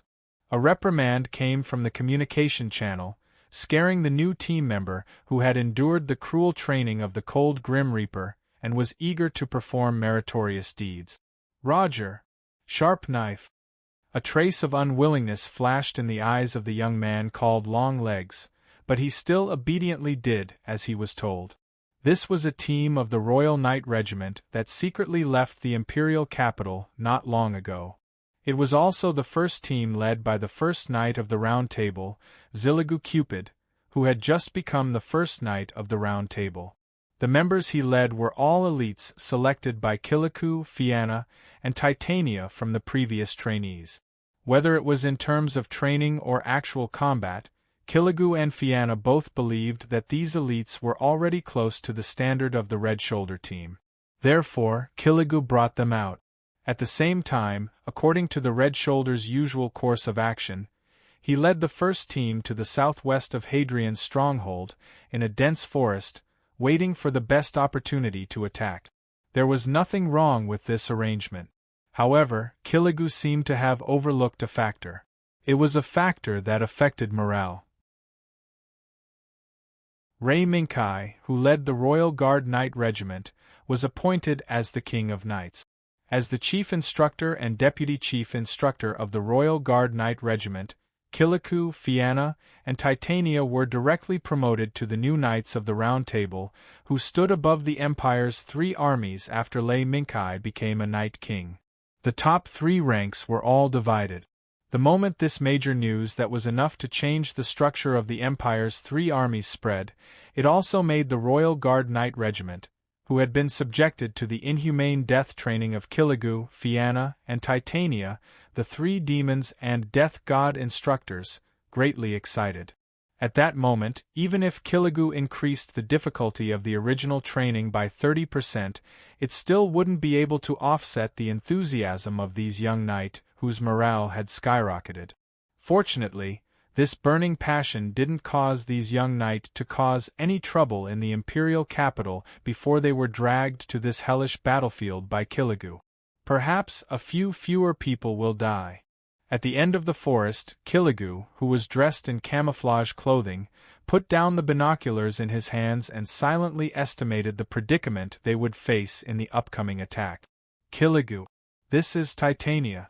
Please reply if you copy. As the sun gradually set and scattered the last traces of light in the forest, a communication from a secret camp more than 10 kilometers away was transmitted to Kiligu's earpiece. Copy. Please reply. Kiligu's words were as concise as usual. It didn't change at all just because the other side of the communication was the woman closest to him. Confirming the battle time now. Titania's voice came into his ears. Kiligu raised his left hand, lowered his gaze, and looked at the mechanical watch tied to his wrist. Looking at the second hand that seemed to move forward with the beating of his heart, an undetectable emotion flashed through Kiligu's heart. This was a gift given to him by Fianna and Titania on the day the first batch of Royal Guard Knight Regiment graduated. Although Kiligu couldn't see what was so special about this seemingly ordinary mechanical watch, he sensed that Fianna and Titania seemed to be planning something at some point in time. The unique frequency of the second hand caused Kiligu's mind to gradually focus. Set the time to 1810. Begin the countdown. Titania's voice activated Kiligu's obedience instinct that was engraved deep in his genes, allowing him to adjust the time that was different from Titania's in the blink of an eye and wait for Titania to start the countdown. 3, 2, 1. Set. When Titania's voice fell, the second hand that Ziligu had adjusted started to move again. It moved in tandem with the heartbeat that was more than 10 kilometers away. Now the time is 1810. Time synchronization complete. Titania. The battle time is 1915. Are you ready? Killigoo put down his left hand and raised the binoculars in his right hand again, carefully observing the stronghold that had already become the front line of the rebellion. Everything is ready. However, I have a small problem on my side. Killigoo was silent, but Titania knew that he was listening and waiting for her to speak. But unfortunately, Titania wasn't the kind of woman who only knew how to grumble and complain. Instead, she was a resolute and powerful woman with outstanding abilities. Forget it. That's just a small problem. As long as I let those little fellows see with their own eyes what the battlefield is like, then it can be solved. Then, see you later. And see you later. The darkness that belonged to the night gradually fell. The hunters hidden in the dense forest also quietly began to move as the night fell. As the night grew darker, the lights inside Hadrian's stronghold grew brighter and brighter. From the core area to the periphery, the moonlight illuminated the surroundings of Hadrian's stronghold, leaving no blind spots that could be exploited by the enemy. On the towering city wall, heavily armed soldiers wearing infrared night vision goggles were patrolling back and forth at a frequency of 3 minutes. They stared intently at the distance where the light couldn't reach, the dense forest that was always shrouded in darkness because the light couldn't reach it. The person who sent these soldiers to monitor the forest at an unprecedented frequency had reason to believe that as long as any suspicious targets that could be captured by the infrared night vision goggles appeared, the defenders would react quickly and eliminate them in the blink of an eye. Perhaps this was a bit exaggerated, but for a certain man standing in the core area of the stronghold in the command center, this was necessary. "I say, sire, aren't you making a fuss a bit?" A wisp of fragrant wind carrying the chill of the night came from behind, followed by a charming and soft voice. The man turned his head to look, revealing the mask flying bird he wore in front of the person who came, and then shook his head. "No. I don't think it's enough. Ma am." The woman called Ma, am in her red skirt swayed, waving a feather fan as she came to the side of the mask flying bird. "Not enough? I think sire is somewhat cautious. Her Highness the Consort's current situation, I'm afraid, has already made the young Empress flustered." "Cautious?" "Ma'am, you don't understand the significance of this Hadrian stronghold to Her Majesty the Empress." Pausing, the mask-flying bird laughed a few times. "Although within the Empire, there aren't many nobles who will take this stronghold seriously. But the Empress will come back." The am in the red skirt faintly wrinkled her brows. She wanted to refute the mask-flying bird, but she couldn't find any reason. "That's right. Even if Empress Euphemia didn't come, the man who had been conferred the title of King Knight would inevitably come back. This place was the front-line position to attack the imperial capital, and at the same time, it was also a trap to lure prey. Boom! All of a sudden, an earth-shattering boom exploded in the sky. The sound was loud and clear, like a bolt of thunder that could destroy all things in the world, directly exploding within the stronghold. In fact, from the shaking screen and the rumble that swept through the room, one could tell that the stronghold had suffered an attack. "Report the situation. Where did the attack come from?" The mask-flying bird's reaction couldn't be said to be slow. But the attack came even faster. Woo-woo! In the instant the sharp whistling sound swept through the horizon, a shock wave that shook the heavens and the earth engulfed the command center where the mask-flying bird and the am in the red skirt were. The intensity was so intense that it even extinguished the main screen that was responsible for monitoring the situation around the stronghold. Amidst the violent tremors, the command center emitted bursts of painful wails. At the same time, there were also quite a few strong-willed, quick-acting technicians who did their best to rescue the system that had been affected by the attack and had temporarily stopped functioning. In the end, the scene on the main screen that had been reactivated caused the mask-flying bird and the am in the red skirt to be extremely frightened. In the shaking screen, the Lionheart knight that the Empire's citizens were familiar with, but rarely in the public eye, quickly rushed out of the dense forest shrouded in darkness. They practically swaggered their way through the first line of defense of Hadrian's stronghold. Boom! Boom! Boom! Outside the screen, there were bursts of roaring cannons and the sound of anti-armor missiles rising into the air. When the mask-flying bird heard this, he knew that this was the first wave of the defense of Hadrian's stronghold. However, although the defense of Hadrian's stronghold moved quickly, the Lionheart Knight who had rushed through the first line of defense did not take the concentrated firepower of the defensive net seriously. Long legs, don't piss your pants. Amidst the flashing gunfire, the Lionheart Knight whose right shoulder was painted blood red flashed through the trenches like lightning. Sharp Knife, who was mocking the young knight named Long Legs, laughed loudly. Shut up, Sharp Knife. As a knight, you must not be scared by these small fries. And the first knight has already rushed through the third line of defense. In the eyes of Long Legs, the bright red Lionheart Knight with a silver lion's head on its shoulder rushed through the heavy gunfire and rushed to the bottom of the wall. Bang! In the loud explosion, the bright red Lionheart Knight raised its fist and punched the wall in front of it. Buzz! The armed punch hidden inside the steel fist was instantly activated.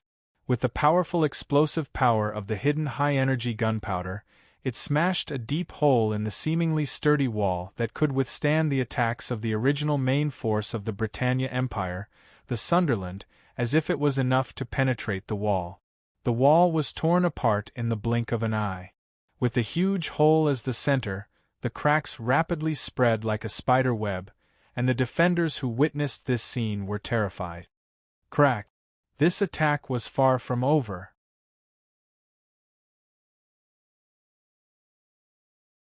Chapter 793. One Punch. With just one punch, the soldiers who were always stationed on the city wall and monitoring the forest with their infrared equipment were terrified on the spot. Some of the soldiers who could not withstand the impact even fell to the ground. Attack! Attack! Quick! Take out that red mech! Not all of the soldiers were scared out of their wits by the red Lionheart Knight. Among the rebel army, there were many veterans who had followed the nobles of the Empire in their expeditions and built many satellite regions. These veterans were also treated by the rebel nobles as the elites of the rebel army. Thus, they formed what an army should look like. Therefore, when Killigrew broke through the city wall in a tyrannical manner and almost destroyed the city wall with one punch, these veterans who were the backbone of the rebel army reacted. They all picked up the anti-armor missiles that they had already prepared and aimed at the red mech that was giving the city wall the final blow. Boom! Boom! Boom! The sound of the anti-armor missiles being fired could be heard one after another. A large plume of smoke appeared on the red Lionheart Knight. However, Killigrew, who was piloting the red Lionheart Knight, didn't care. If it was the original Sunderland mech that was currently in service, it would probably be in grave danger in the face of such a terrifying anti-armor missile attack. However, the current Lionheart Knight was far superior to Sunderland in terms of hardware configuration and technology. Buzz! A golden light instantly flashed past the red Lionheart Knight's eyes. An invisible barrier suddenly rose from the red Lionheart Knight's feet and blocked the wave of anti-armor missiles from the sky. Boom! Boom! Boom! At this moment, the section of the city wall where the red Lionheart Knight was at first darkened, then exploded with a dazzling light that was comparable to the sun. Within the dazzling light, there were continuous and deafening explosions. On the city wall, the veterans who moved quickly did not care about the effect of the attack at all. Instead, they threw away the empty launchers and dragged their subordinates away from this section of the city wall. No matter what the result of the attack was, the earth-shattering explosion would destroy the enemy as well as the dilapidated city wall. Rumble! The sounds of explosions rang out incessantly in the ears of the retreating rebel army. At this moment, the violent shockwaves also crazily hit this section of the city wall that was about to collapse. However, under the horrified gazes of the rebel soldiers, that section of the wall had actually survived the terrifying explosion. Below the city walls that were ablaze with flames. That was where the Scarlet Lionheart Knight was. A gust of wind swept up, sweeping the fierce flames that were washing over the city wall into the sky. It wantonly drove the high-temperature flames that were enough to destroy a human body to twist and form strange postures. Under the flaming dragon, a bright red mech covered in flames but unscathed slowly raised its right hand, clenched its fist, and launched a final blow at the dilapidated city wall in front of it. Buzz! Bang! The moment the armed rush punch roared again, the city wall collapsed. Rumble! Despair, at this moment, along with the collapse of the city wall, quickly spread along the city wall that had not yet collapsed. When they took control of this fortress named Hadrian, the rebel army's frontline troops probably could not have imagined that there would be someone in this world who could so easily break through the several lines of defense set up by the rebel army around Hadrian's fortress in one breath. They rushed up as if there was no one there, and withstood the attack of numerous anti-armor missiles to destroy that unfortunate section of the city wall. Monster! The flames wantonly stretched its body, and under the urging of the wind, it quickly rushed all the way into the fortress along the collapsed city wall. Like a loyal and valiant vanguard, it burned all the obstacles in front of the Scarlet Lionheart Knight. Of course, this was just a metaphor. In fact, the moment the city wall collapsed, an armored force rushed out from inside the fortress and launched a fearless attack on the Scarlet Lionheart Knight, vowing to stop the enemy's footsteps outside the fortress. Sunderland. Among the Scarlet Lionheart Knight, Chi Gu muttered a name silently.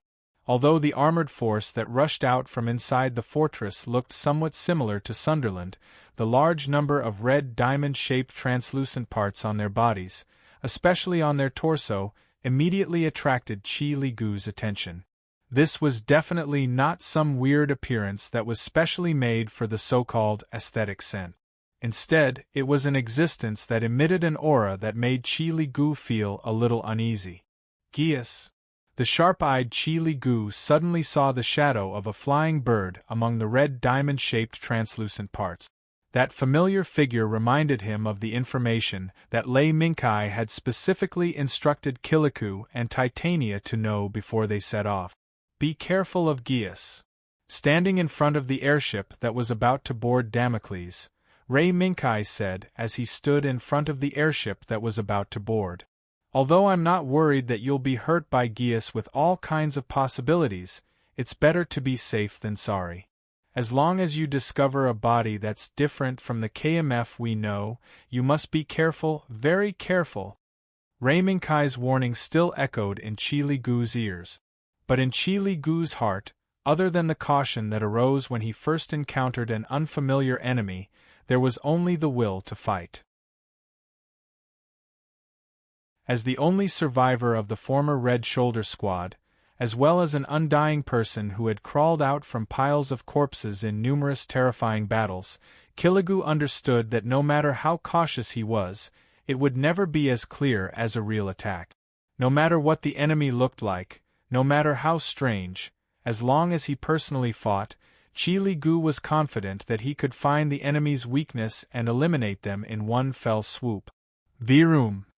Therefore, the moment Chi Gu's eyes flashed with murderous intent, the high-speed pulley under the Scarlet Lionheart Knight's feet exploded with surging kinetic energy that was enough to engulf the surrounding flames.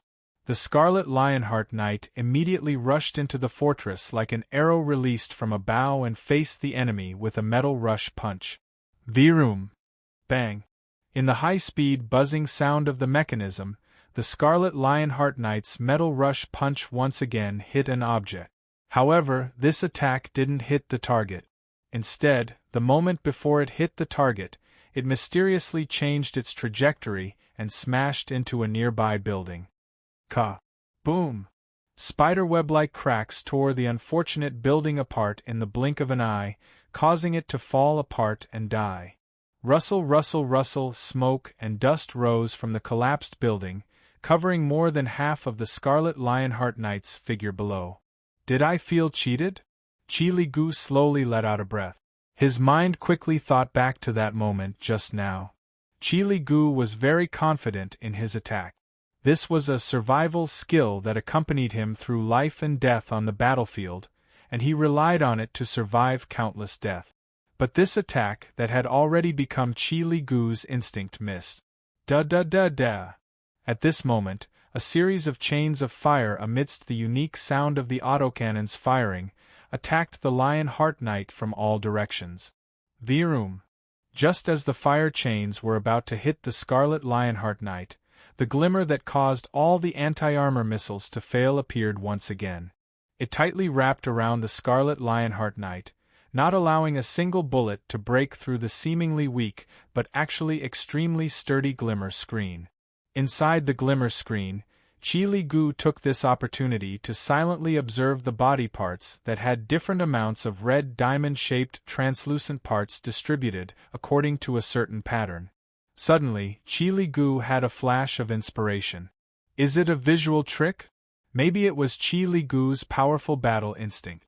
Or maybe it was under the influence of Rei Mingkai's precaution beforehand. Chi Li Gu seemed to have found the truth that caused him to fail. AI.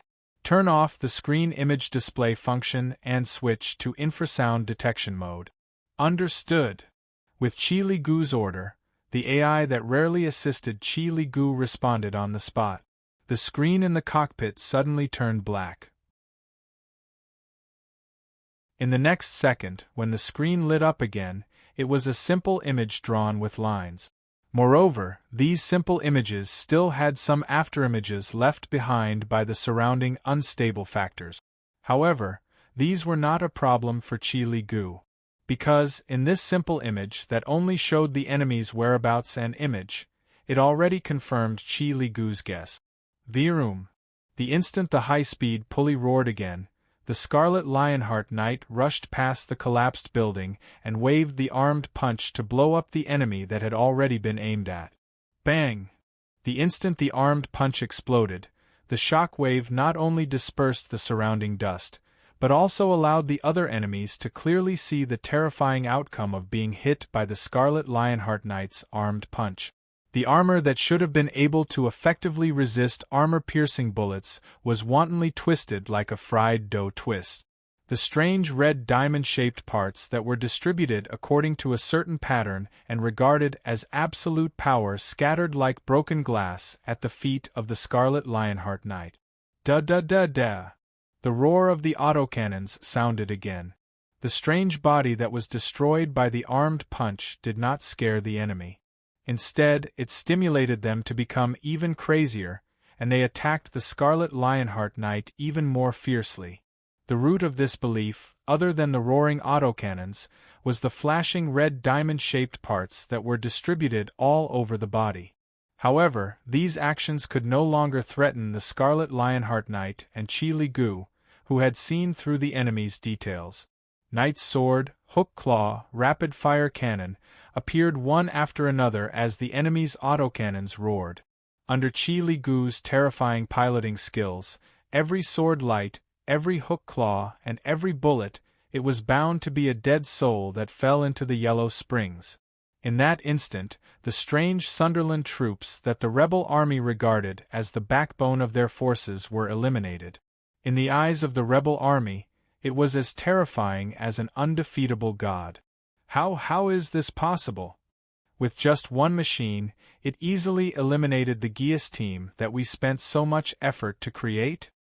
In the command center, Flying Bird Mask looked at the Scarlet Lionheart Knight in horror as he slowly pulled out his sword from the body of the fallen enemy.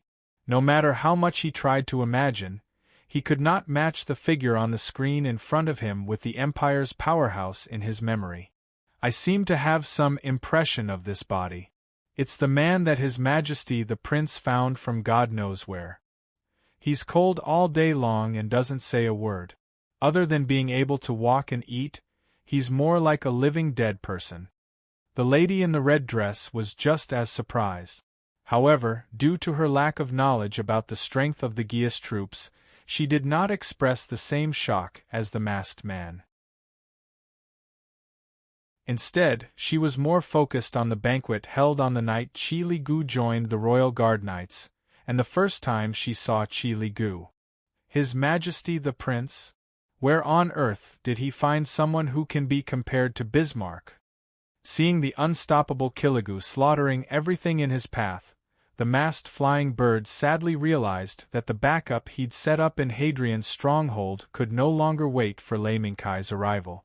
Since that's the case, it's better to cripple the prince's left and right arms than to leave empty-handed. Lady, you go first. I'll be there soon. You're going to use that thing? The lady in the red dress was so shocked that she almost dropped the feather fan in her hand. What else can we do? Even if we wait until the prince arrives, I'm afraid this fortress would have already been taken back by them.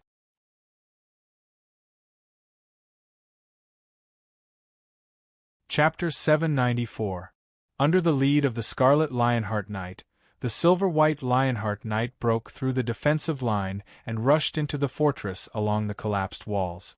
The Lionheart Knight had become a nightmare for the enemies who tried to stop their advance. Whether it was the Geas unit that the rebels regarded as their trump card, or the rebels who were the main defensive force of the fortress, they couldn't last long under the assault of the Scarlet Lionheart Knight. At most, the Geas unit had a slight advantage when they first came into contact with the silver-white Lionheart Knight. However, these advantages were all eliminated by Kiligu's reminder. Under Ziligu's command, all the Royal Knight decisively switched to infrasound mode. The infrasound system that only relied on infrasound to locate and reconstruct their surroundings instantly caused the Geas unit to lose the superpower that they were so proud of. They were instantly turned into bugs that the Royal Knight could easily crush. Boom! Boom! Everywhere the Lionheart Knight passed, there was a sea of fire, wreckage, and corpses everywhere.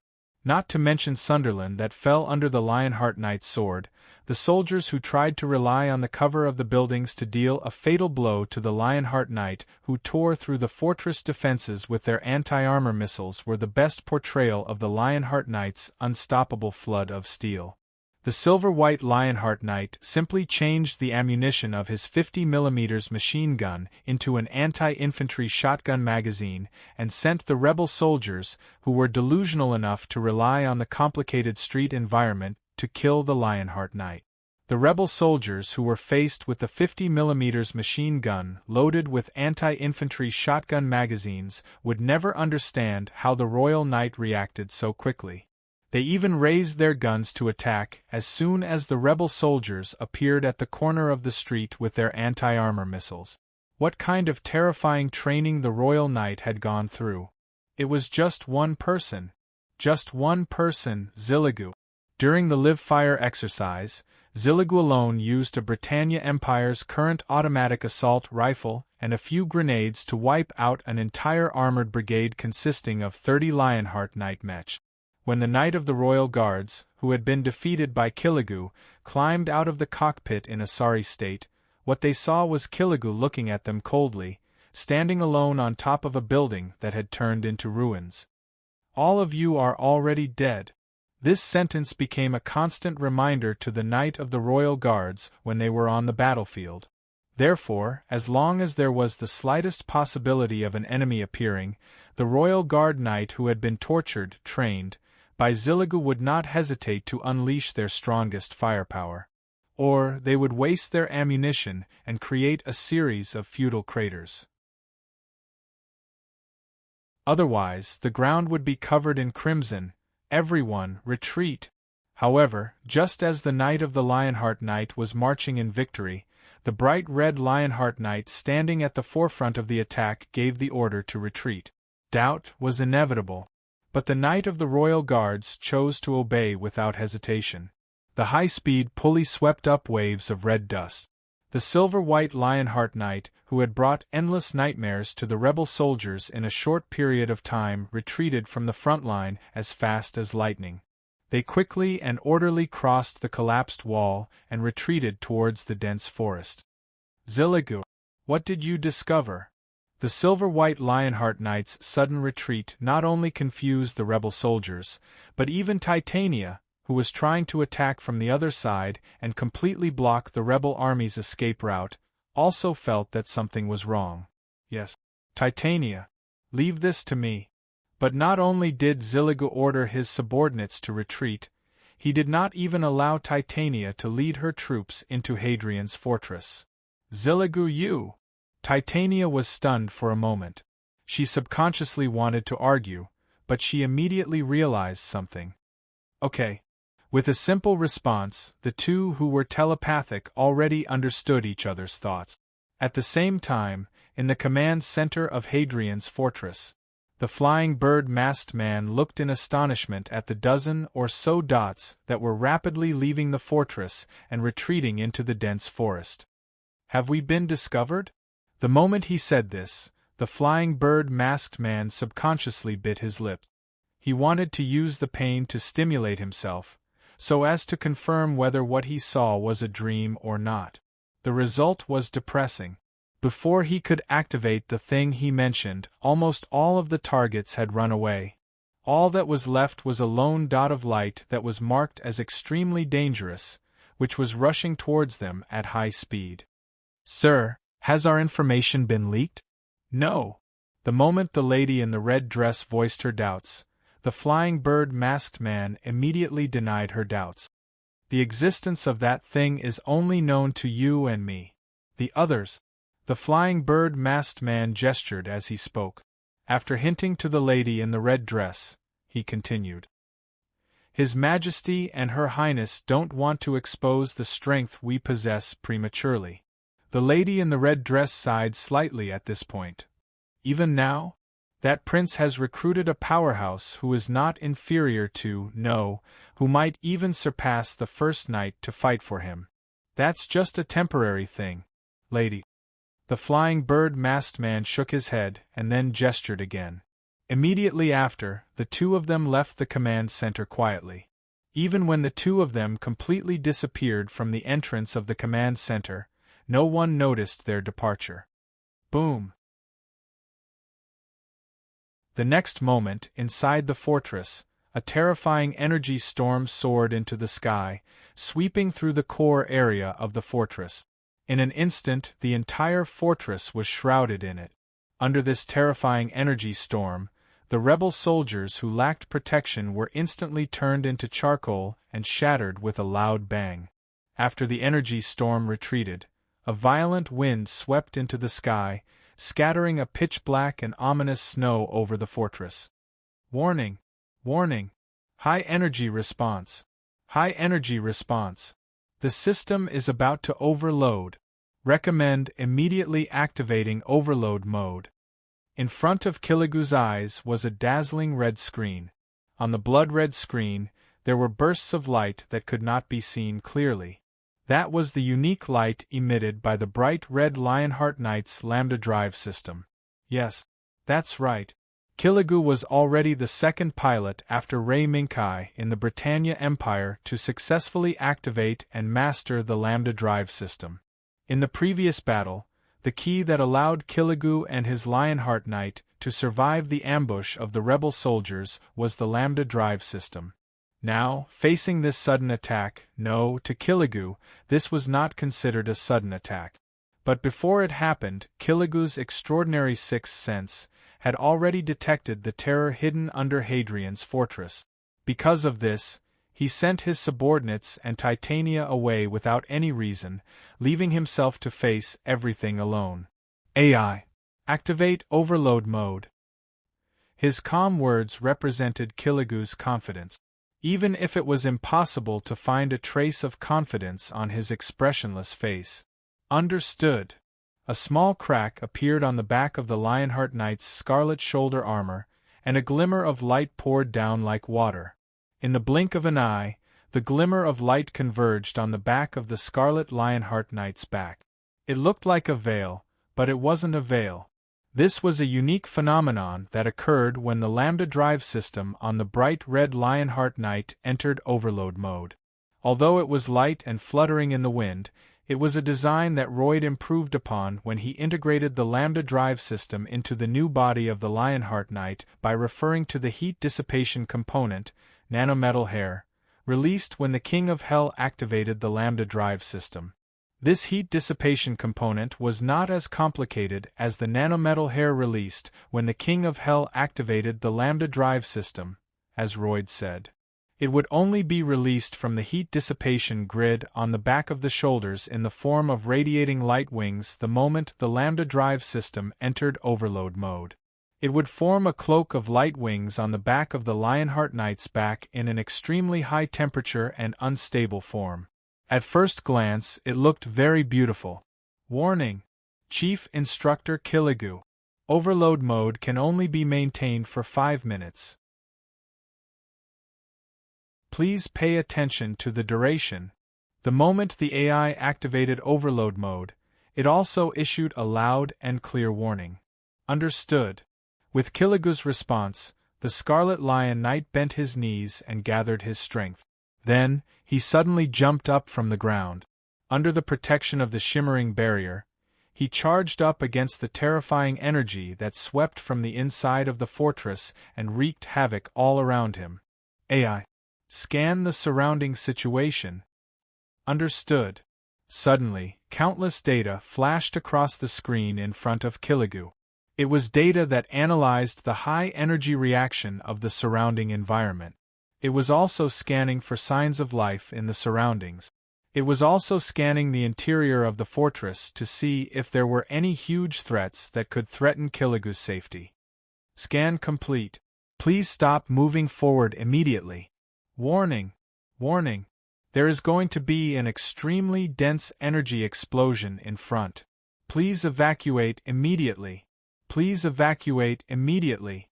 Before the AI could finish its words, it was immediately covered by an even more terrifying warning. Moreover, before the AI could finish speaking, the screen in front of Killigu was already filled with white light. Rumble! At this moment, the heavens and earth roared and everything fell silent. Amidst the shaking of the heavens and earth, the walls of Hadrian's fortress suddenly collapsed, revealing the countless buildings that were destroyed by the terrifying explosion, as well as the erased No. In this land of death that was filled with a terrifying energy storm that could instantly tear any life to shreds, a layer of flickering light screen was so bright, so dazzling. Under its protection, the bright red Lionheart Knight stood on the ruins unscathed.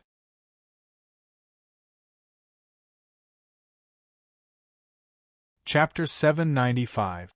On the Shattered Land, the majestic fortress that the Britannia Empire once regarded as the Empire's last line of defense had already disappeared.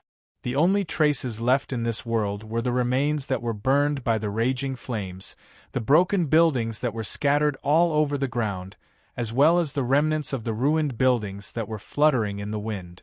At this moment, on the land where the huge fortress once stood, there was only a deathly silence and a shattered scene.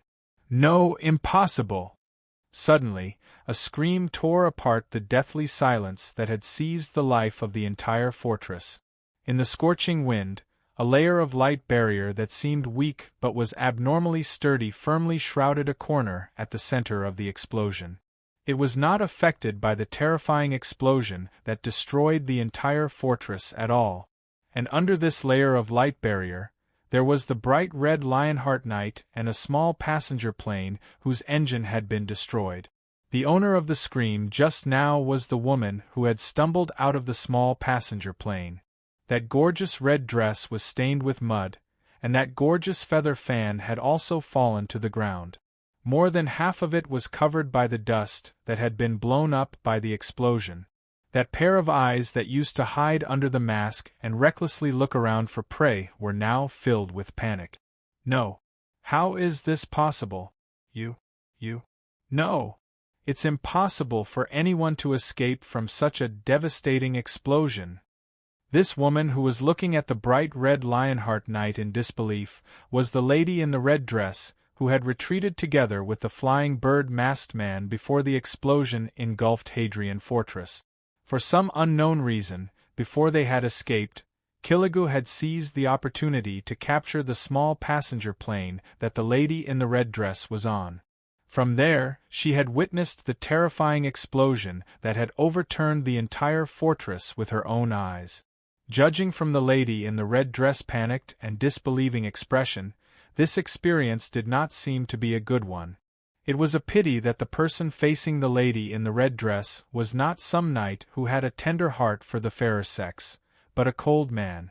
Killigu glanced at the screen where the lady was pointing at the bright red Lionheart knight, and after confirming that there were no abnormalities in the AI's assessment of her vital signs, he sent out the mission completion signal. The next moment, a huge shadow quietly descended from the sky, brazenly revealing its existence.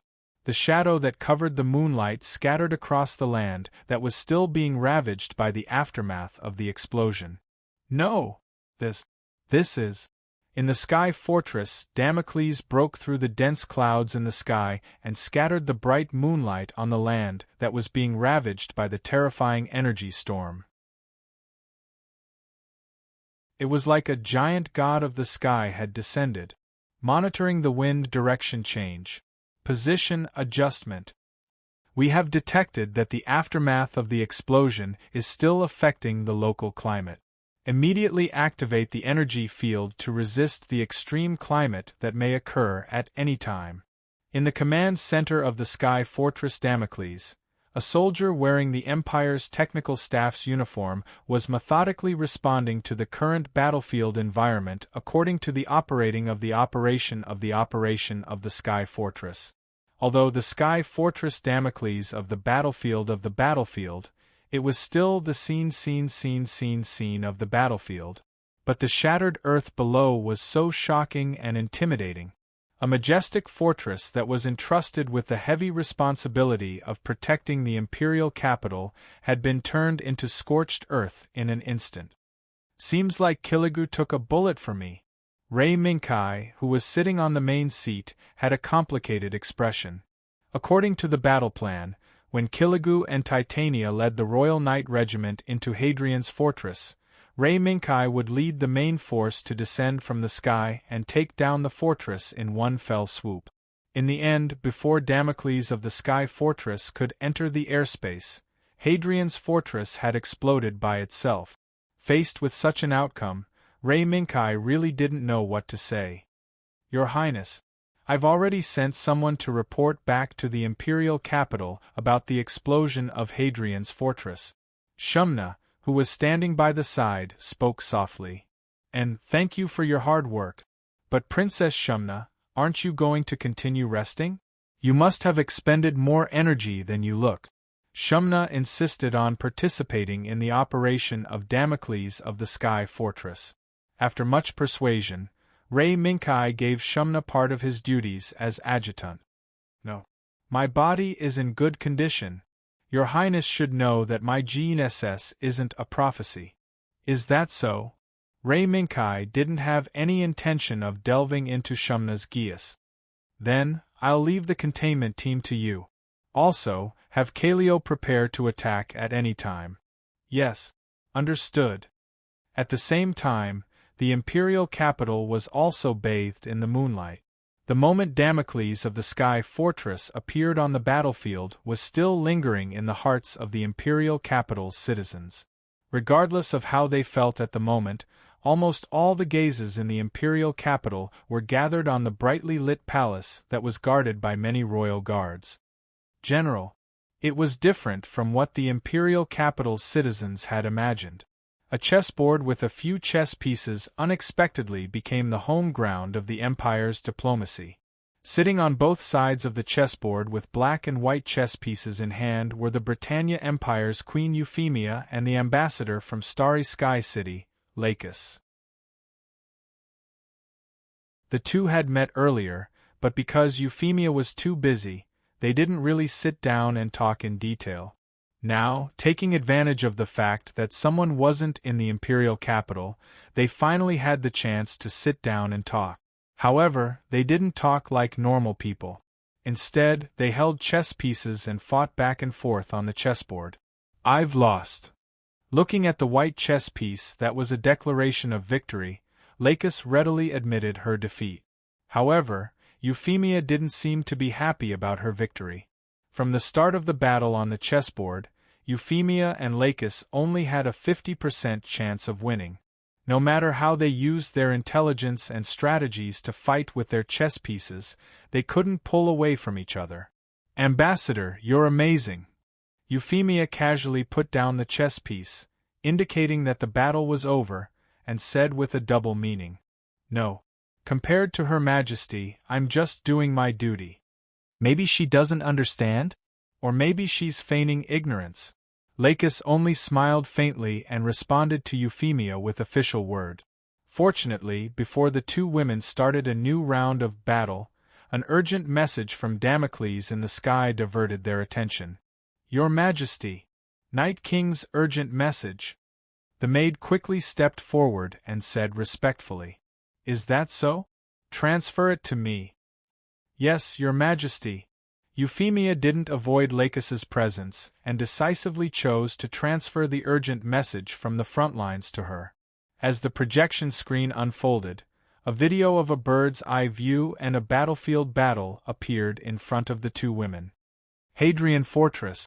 Euphemia saw the introduction of this fortress from the information and clearly knew the duties of this fortress.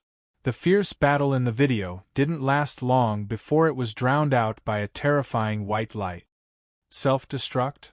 Your Majesty, I didn't expect the rebels to be so daring as to blow up a majestic fortress." Lacus's gaze paused for a moment on the battlefield that was drowned out by the white light before shifting to the high-altitude view overlooking Hadrian Fortress. It was a terrifying energy sphere that swallowed the entire fortress in an instant. The moment it appeared, the majestic fortress was razed to the ground, and the humans and creatures in it were turned into ashes without them knowing. Yes, it seems that I've underestimated the rebels' daring. However, this is something to be thankful for. Euphemia sighed, and there was a hint of relief in her tone. Relief? Lacus was stunned for a moment, but she soon understood. From the contents of the emergency telegram, Lacus didn't see Ray Minkai personally leading a team into Hadrian Fortress. Until the moment of Hadrian Fortress's self-destruction, the only person left in Hadrian Fortress was the first knight of the Round Table, Ziragal Chubby. And even earlier, Ray Minkai had privately discussed with Euphemia about the uniqueness of Ziragal Chubby. Even in a situation where death was certain, Ziragal Chubby wouldn't die as easily as mortals thought. In a sense, Ziragal Chubby's existence is no doubt equivalent to the existence of the undying. Such an evaluation was confirmed at this moment. Of course, Lacus might not know about Ziragal Chubby's uniqueness.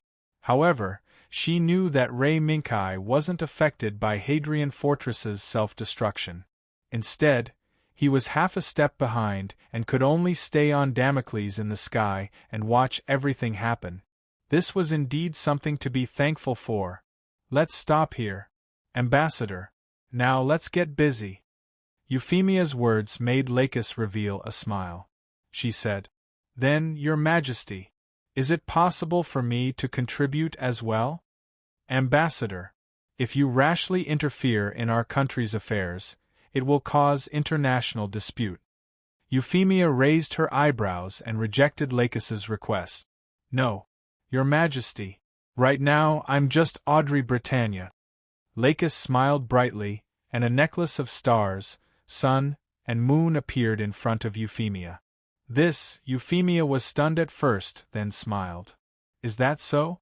I see. Then I'll have to trouble you, Ambassador. This is what I should do. Your Majesty, I'm very grateful to Your Majesty for providing me with such an opportunity."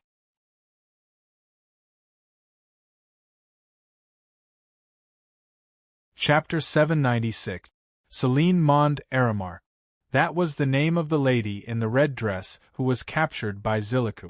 According to the official records of the Britannia Empire, she was a woman who was granted the title of Baroness due to her insignificant but meritorious service. When she received the title of Baron, she was 20 years old and had just graduated from the Empire's aristocratic academy.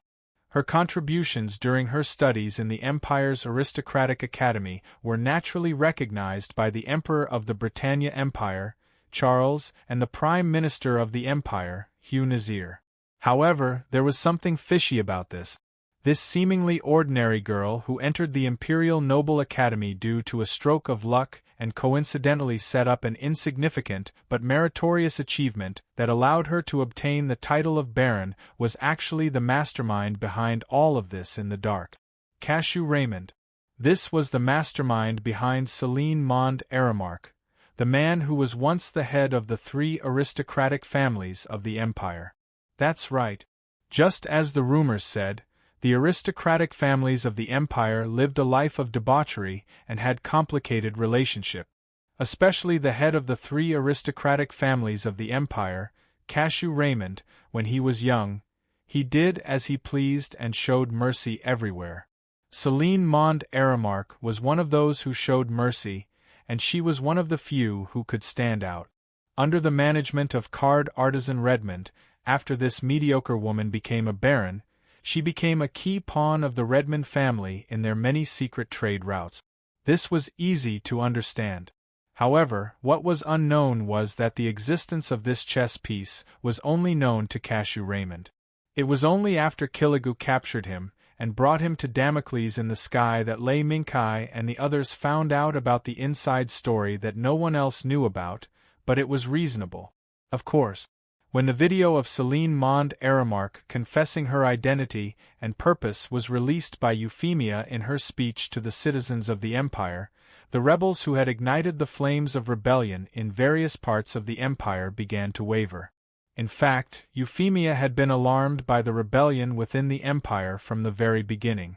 Euphemia had expected this even earlier when she used Rei Mingkai to bring the people of the Weiss Empire back to the Britannia Empire, providing evidence for the Britannia Empire's dream of conquering the world to a higher, farther, and deeper universe. She also destroyed the 3 aristocratic families that were hindering her progress. Perhaps the plan had also begun from that moment. Until now, the flames of rebellion had been ignited in every part of the Empire. How is this possible? The aged porcelain was smashed to pieces. On Mask Flying Bird's face was an uncontrollable rage. That's right. Anger. The Flying Bird masked man was furious. He was furious that his plan to use a certain object to eliminate Rei Mingkai's existence had failed. He was also furious at Celine Mond Aramark, who should have escaped successfully but was captured by the enemy for no reason and easily confessed her identity, her camp, and her purpose. Calm down, Your Excellency. We have already anticipated this situation. Isn't that right? The lights lit up, but the shadows did not dissipate.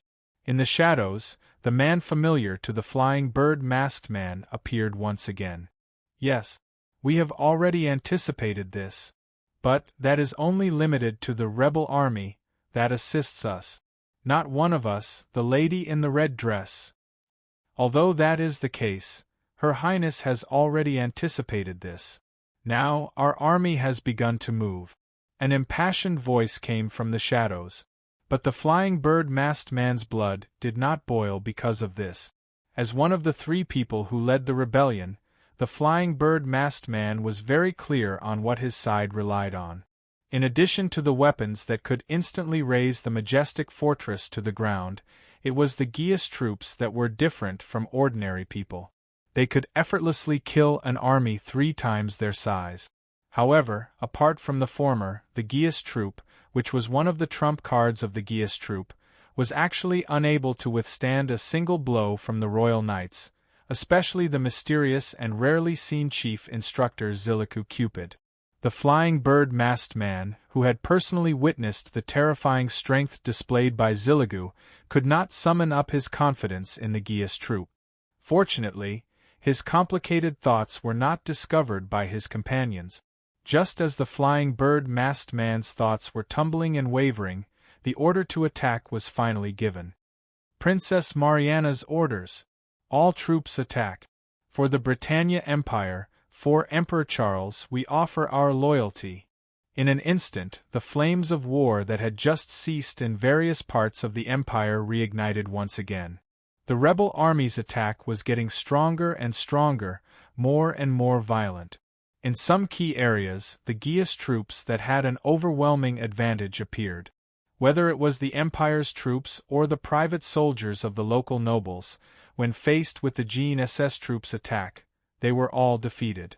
In just a few short days, 1/3 of the Britannia Empire's territory had already fallen. The 1st district had fallen. The 2nd district had fallen. The 7th, 9th, and 10th districts were still resisting, but the situation was critical and they urgently needed reinforcements. Your Majesty, the various satellite districts have sent emergency signals for help. Your Majesty, please make a decision immediately. The news brought by the soldiers was not good news. However, Euphemia did not panic because of this. Royal sister, what do you think? Euphemia turned her head and looked at Cornelia, who had changed into a military uniform and was ready to go to war. The latter sighed helplessly and looked at Euphemia dotingly. Your Majesty, actually, you've already made this decision long ago. Why ask for my opinion? After a pause, Cornelia said with a determined gaze. My sword is the same as the Prince's knight's sword. We both exist to protect your Majesty. As long as your Majesty orders, my sword will definitely cut down the enemies in front of us. Euphemia smiled slightly. She knew her royal sister's intentions. The reason why she asked such a question was because she wanted to respect Cornelia's thoughts. If Cornelia refused, Euphemia would not force it. Then, royal sister, I'll leave the main battlefield to you. Those Gene SS troops will have experts to deal with it. Yes, your Majesty. Your Majesty. Cornelia did not know who the expert Euphemia was talking about was. However, this did not prevent Cornelia from having great confidence in Euphemia, especially in a certain someone who was riding the sky fortress Damocles across the stratosphere and marching towards somewhere in the Pacific Ocean. The expert that Euphemia mentioned had already quietly left the imperial capital.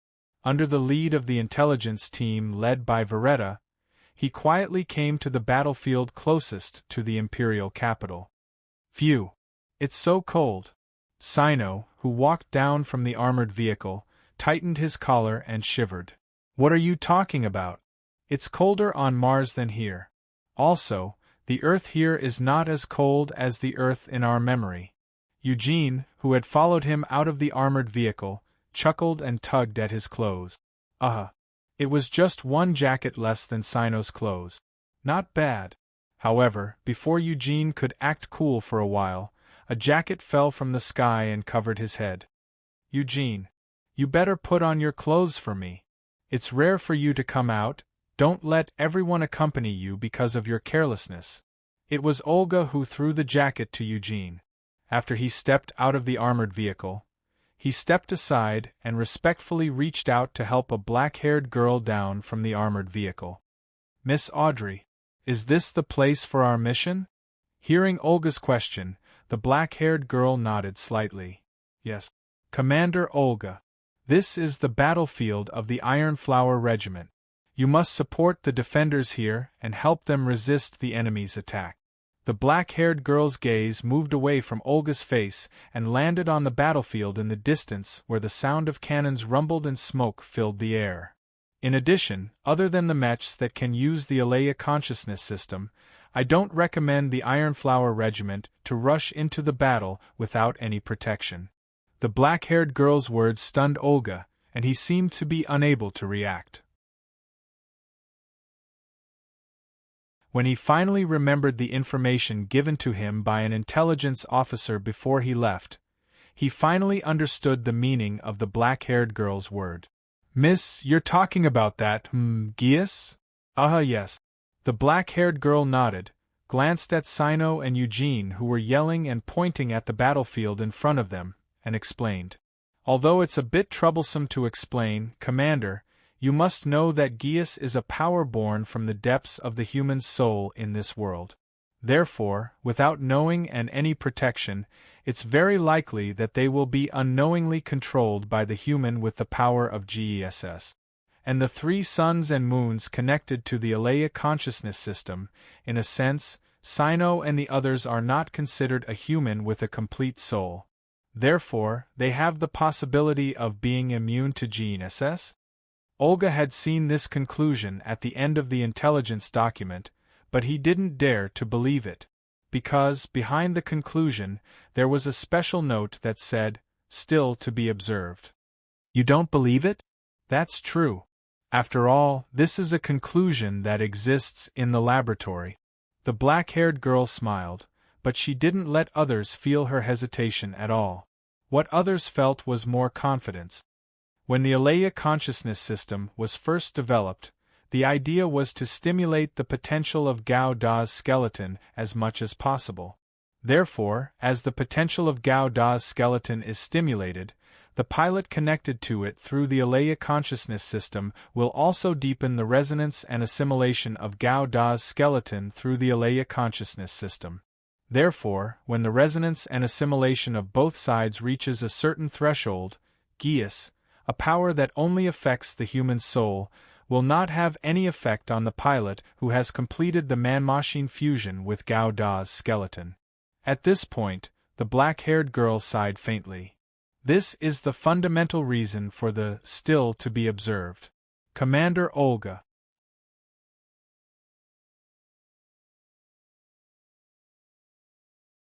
Chapter 797. The battlefield where the steel giants gathered wantonly tore apart flesh and blood. Between the steel giants with different badges painted on them, there was no space for flesh and blood to stand. No matter who you were, as long as you entered this battlefield dominated by the steel giants, you would inevitably die a tragic death. Moreover, on this battlefield filled with steel torrents, there was a tendency for the enemy to fall. The Sunderland sent out by the rebel army, who held the banner of righteousness high, relied on a strange power to suppress the 13th Armored Regiment of the Empire to the point that they couldn't even lift their heads. Even in terms of firepower and equipment configuration, the 13th Armored Regiment of the Empire, which had the support of the entire Empire, had a great advantage. However, every time the KMF Knight of the 13th Armored Regiment gathered their courage and rushed out of the battlefield in groups of 2 or 3, relying on the skillful cooperation of their comrades, they tried to launch a counterattack to relieve the pressure on the front line. Those machines that looked no different from Sunderland, but their torso and shoulders were equipped with strange devices, actually killed the well-trained knight of the 13th Armored Regiment of the Empire in an instant. Yes, not defeated, but killed. Such a strange situation, the commander of the 13th Armored Regiment had personally witnessed it several times. Every time the Knight of the Empire attacked, the moment they were about to kill the opponent, they would be killed by the opponent. That's strange. That's strange. While this commander was shrouded in a haze, he couldn't help but order to ask for reinforcements from the Empire. Other than that, the only thing he could do was to lead his subordinates and defend the battlefield. Wait for the arrival of reinforcements. Or wait for the arrival of that moment. Fortunately, fate didn't play a joke in front of this commander who was ready to die for his country. Boom! Just as those strange Sunderland gathered and were about to launch a large-scale charge, a loud roar exploded behind the front line. It was like thunder, but also like the roar of a huge machine when it was moving at high speed. Rumble! The moment this thunderous roar swept across the sky from afar, the commander of the 13th Armored Regiment saw 3 huge black shadows fly over the front line like lightning and land in front of the front line. In an instant, countless dust and debris were blasted out. The huge shock wave not only swept away the surrounding sand and dust, but also scattered the Sunderland monsters who had launched the attack. Amidst the rolling sand and dust, 3 steel giants that were far larger than Sunderland and the size of the KMF that the commander was familiar with, like the Titans in the legends, blocked the front line amidst the rolling sound waves caused by the roaring engines. At the same time, an unfamiliar yet pleasant female voice appeared in the 13th Armored Regiment's combat channel. "This is Audrey Britannia. Now, under the orders of Her Majesty, Empress Euphemia, we are here to provide support. May I ask who is the commander?" Britannia? This surname not only symbolized the fate of the Empire, but also the existence of the royal family. In the entire Empire, only the royal family could use this name. But as the commander of the Empire's 13th Armored Regiment, he had never heard of a princess in the imperial family named Audrey. And yet, it was a fact that the three Titans stood in front of the front line and dispersed the enemy's attack. Under such circumstances, the commander subconsciously ignored this doubt. "Yes, Your Highness. I am the commander of the Empire's 13th Armored Regiment, Knight Gino." "Your Highness." Since the other party claimed to be a person with the name Britannia, then it was not wrong to address her as Your Highness. On this point, the black-haired girl on the other side of the combat channel would not refute or even clarify. After all, this face existed because of this. "Then, Commander Gino, please immediately ask the knight to retreat and rest. Leave the front line to our people." "What? No. Although Your Highness' support is timely, the rebel army situation is very strange. But before we know the details of the enemy, I don't think the reinforcements Your Highness brought can last long."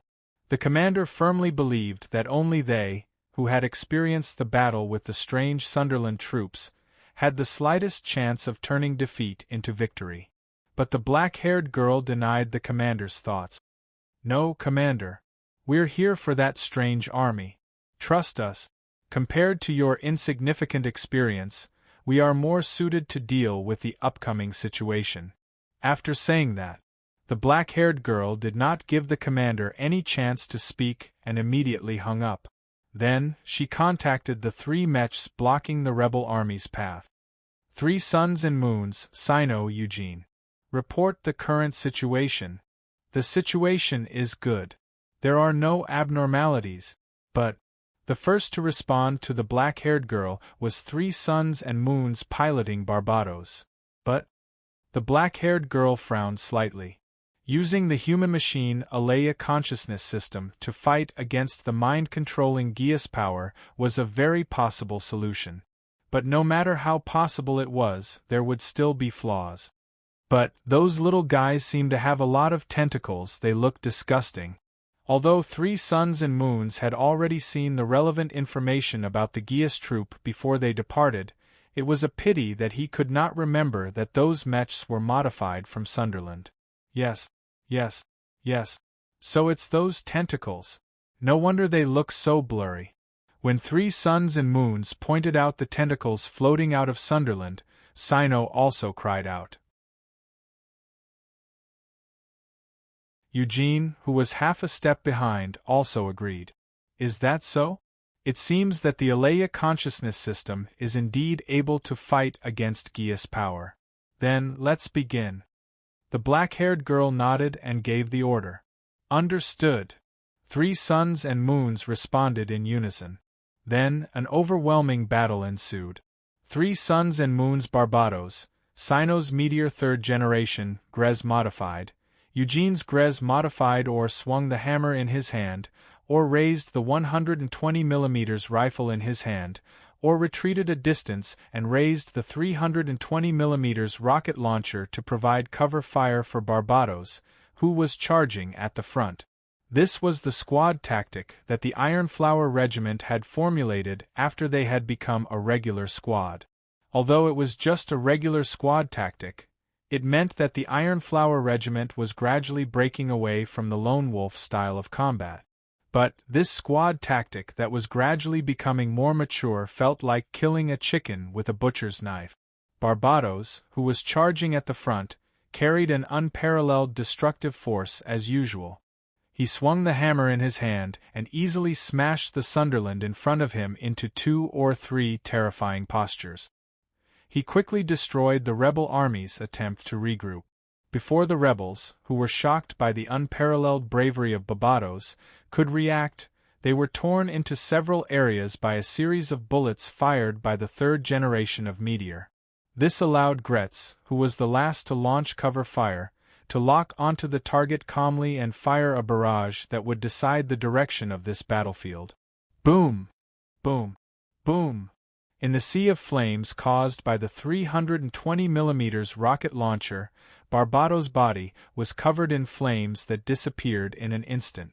The hammer in his hand was scattered with the remains of the Sunderland that he had torn off. The moment the steel giant that looked like a demon god that had returned from a slaughter in the endless abyss stepped on the sea of flames and charged at the rebel army that almost had victory in their hands instantly collapsed. Bang!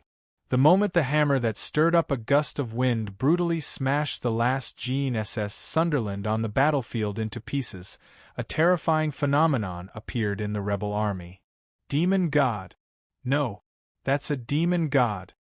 No one knew who it was. They could only watch as the arrogant Geas unit that had suppressed the Empire's 13th Armored Regiment was beaten up by Barbatos's 3 mechs from another world. The Geas unit crumbled on the spot. The originally high morale collapsed. The panicked figures of the soldiers who had disregarded their lives and instinctively chose to flee the battlefield as soon as possible. In an instant, gunshots rang out in the rebel army's camp. It was the sound of gunshots when the supervisors killed the deserters. However, even with the presence of the supervisors, it was of no use.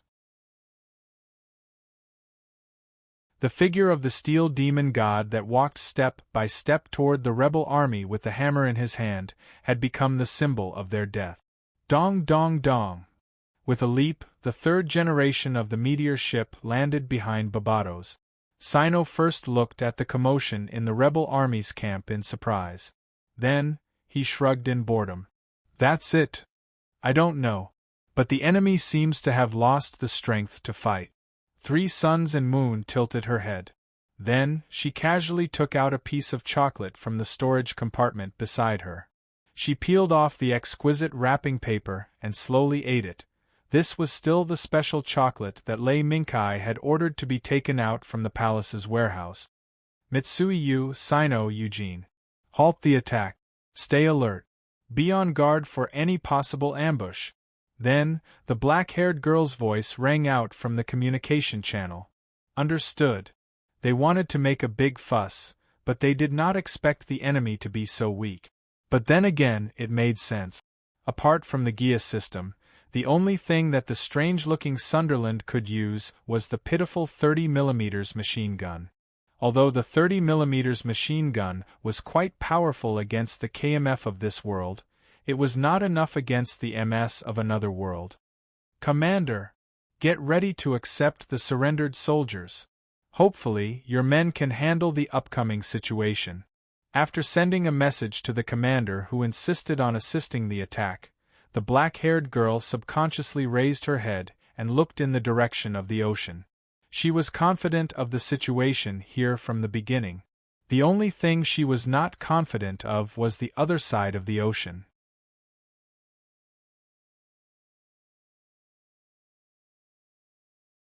Chapter 798. Stratosphere.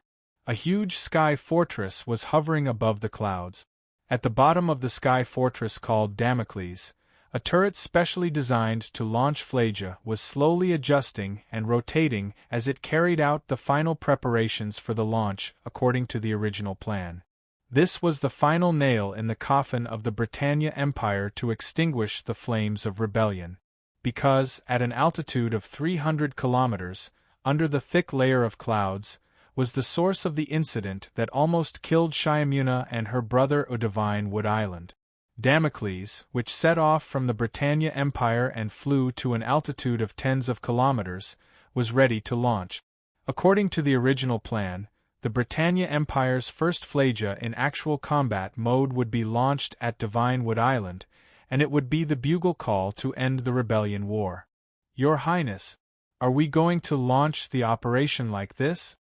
Shyamuna, who was standing beside Rei Minkai, hesitated for a moment, but she still asked the question in her heart. Princess Shyamuna. Are you worried that the altitude of Damocles will make our Phlagia ineffective? Ray Minkai saw Shyamuna's doubts, but he did not point it out. Instead, he changed the topic to another direction. Knight Nina, will your Phlagia be affected by a mere tens of kilometers?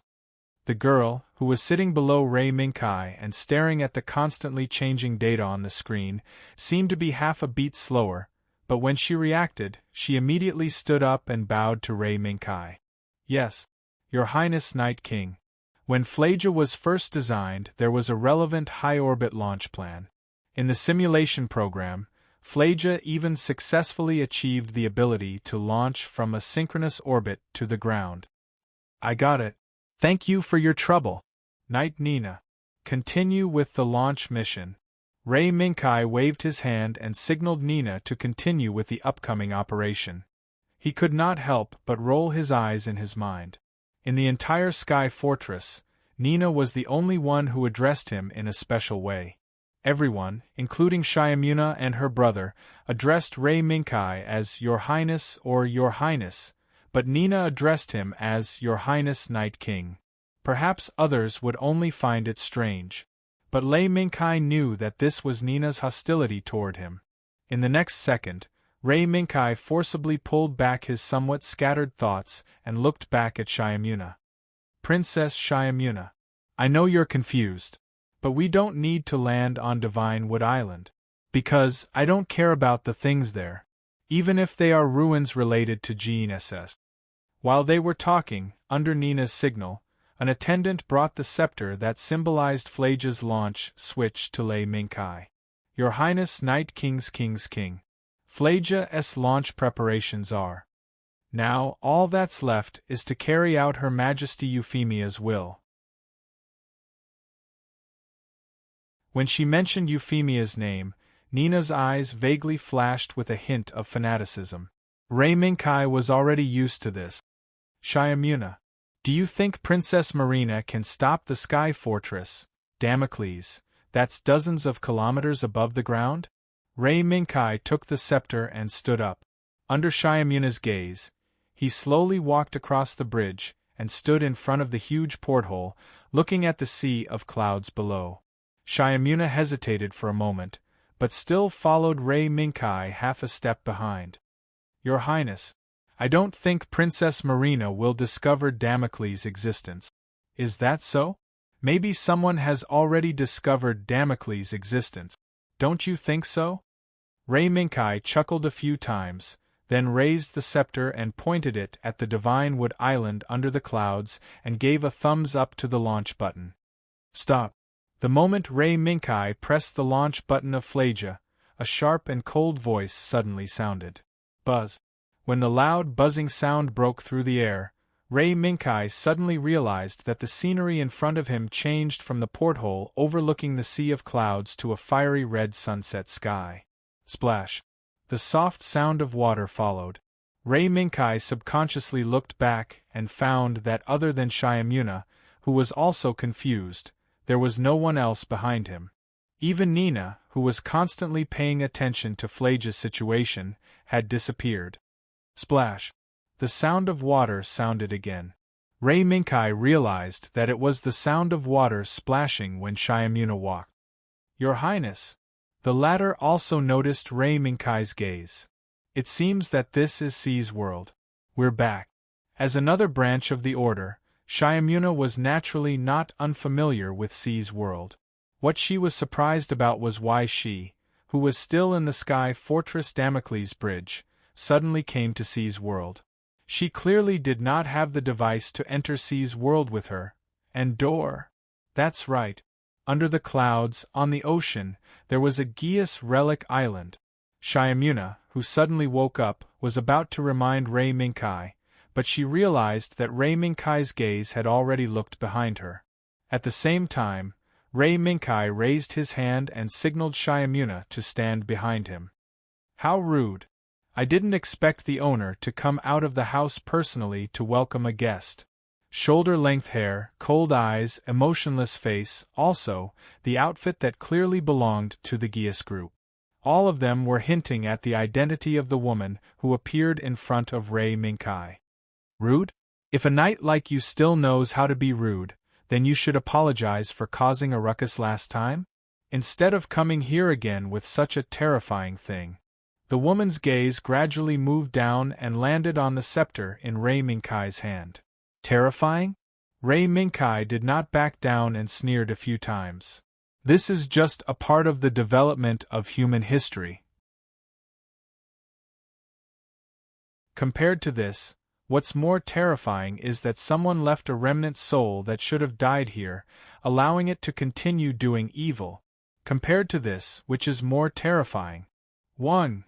In an instant, a terrifying pressure came crashing down on Lei Minkai's body like Mount Tai. Roar. In the next second, a majestic giant lion suddenly appeared and took the terrifying pressure for Rei Minkai. The collective consciousness of this world? Don't play this game with me. Why didn't you guys appear when I fought with that guy the last time? The first move was State Zero. It saw through the true identity of the woman standing on the water at a glance. Is this your partner in the battle with Charles? A knight. No, a person from a different world. The woman did not care about State Zero's clamor. After a while, she looked at Rei Minkai again. A person from a different world. The woman pointed out Rei Minkai's true identity as soon as she opened her mouth. Other than Charles, Mariana, Lu Lucio and other insiders, this was another person who saw through Rei Minkai's true identity. No. The other party was not human. It was the collective consciousness of the human subconscious. It was the God hidden in the depths of the human consciousness. Its name is State Zero. It's my partner. It's our first meeting. I'm Rei Minkai. How should I address you? Rei Minkai raised his hand and patted State Zero, indicating for it to calm down, and kicked the ball back to the woman. Address? The woman seemed a little surprised. Rei Minkai's question seemed a little unfamiliar to her. For a long time, the humans who could see her had treated her as a god. Therefore, she had always been addressed as a god. However, the woman knew that the person from a different world in front of her would not treat her as a god. Shyamna. Who do you think I am? The woman did not answer Rei Minkai's question. Instead, she looked at Shyamna, who was standing behind Rei Minkai. Shyamna frowned, as if she could not give an answer at the moment. Is that so? So, you are the same as them. It seems that only her and the person from a different world are special. Her. This time, it was Rei Minkai's turn to be confused. The her that the woman mentioned seemed to be someone he was familiar with and had a close relationship with. Is it UFFI? The woman nodded calmly. Yes. The 100th Emperor of the Britannia Empire, Euphemia Li Britannia. At the same time, she is also the child of Charles. What surprised us was that she paid attention to the power of Geas and attempted to use it to create the Sword of Akasha. She made us stay in the past forever. Euphemia Li Britannia, this existence, has rejected us from the beginning. Yes. Even if she took code from Charles, Euphemia did not do what Charles and V did in the past. She did not rebuild the church, control the church, and use the power of Geas to control the empire and the world. Instead, she chose to seal it. It seems that UFFI's actions have confused you. Lei Minkai smiled, casually swapped the authority in his hand and continued, That's right. Confused? Perhaps. But we are a collection of human consciousness.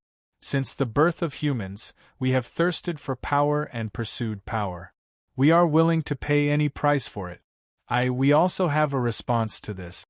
The woman put her hands behind her back and walked towards Rei Minkai amidst the ripples.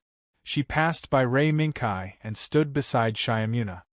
The humans who thirsted for power, after obtaining power, obtained sublimation and destruction. Everything they did was permanently recorded in the depths of this world. Shyamuna, your past is the same. Shyamuna's figure was reflected in the eyes that were as calm as the deep sea. You, who kept returning to the past through death, have left too many footprints in this world. One day, you will definitely become a part of the destruction. You! Shyamuna was unable to say anything in front of the woman. What do you want to say? Rei Minkai took a step forward and stood in front of Shyamuna, looking coldly at the woman. As expected of the princess's knight, the woman was not angered. Instead, she revealed a rare smile.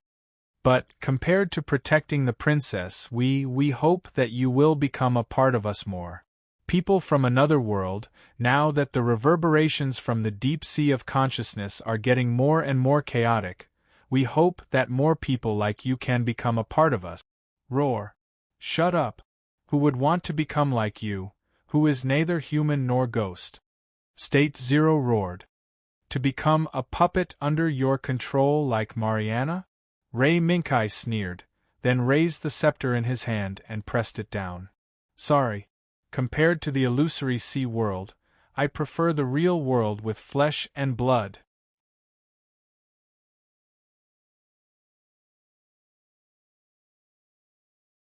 Chapter 799. Click. The moment her thumb pressed the switch was the moment Rei Minkai rejected the woman's request. The crisp sound of the switch being pressed immediately became the sound of the horn that tore Sea's world apart. Boom! After a thunderous roar, Shyamna's mind was jolted. She once again heard a familiar sound. It was the sound of all the technicians, including Nina, who were monitoring Phlagia's condition. Shyamna, who was still in a daze, was suddenly awakened by a clear and loud sound. Command confirmed. Phlagia, launch. In an instant, Shyamna's mind was clear, but at the same time, she fell into an inexplicable panic. The scene just now, the scene of being sucked into Sea's world, the lingering fear of personally facing the woman who was regarded as a god by the church was still incomparably clear. Shyamna's hands couldn't help but tremble slightly. However, when Shyamna woke up, she saw Rei Minkai standing in front of her with the same determination as when he blocked her way in Sea's world. He was slowly putting down the scepter in his hand. Princess Shyamna, you're awake. At this moment, the big screen in front of her displayed the dynamic data of Phlagia's successful launch and entering the attack trajectory of the Divine Wood Island. Your Highness, just now, when Shyamna saw the scene displayed on the big screen, her heart instantly started beating rapidly. If the scene just now was real, then it meant that now, under the leadership of Rei Minkai, this airborne fortress built by humans, Damocles, had raised the sword of rebellion against the god that the church had been searching for a long time. Just like Charles in the past, no. Shyamna subconsciously shook her head. No. This wasn't Charles. What Charles pursued was to kill the god and completely lock humans in the past eternity. They would not be destroyed, nor would they be born. Phlagia is 10 seconds away from hitting the target. Nina's voice was trembling. As the developer of Phlagia, she knew very well that this was the crystallization of all the knowledge and wisdom that she had accumulated in her life. This was the moment that she would prove herself. Unfortunately, Rei Minkai knew that the first Phlagia in human history to be used in actual combat would not achieve the expected result. 3, 2, 1. The moment Phlagia, which was falling rapidly from the stratosphere and piercing through the clouds, rushed into the sky above the Divine Wood Island while shrieking, a bright and terrifying giant ball of light that was filled with the air of destruction suddenly descended. In an instant, the only thing left in the world was the radiance of the huge purple ball of light and the terrifying sound waves of destruction tearing everything apart. It sounded like a sharp whistle. There was also a loud rumbling sound. In the blink of an eye, the wind howled and huge waves surged to the sky. However, Phlagia has been successfully detonated. Nina's face lit up. But before she could cheer, the target on the surveillance screen in front of her was still clearly visible. Target failed to be eliminated. Nina froze for a moment.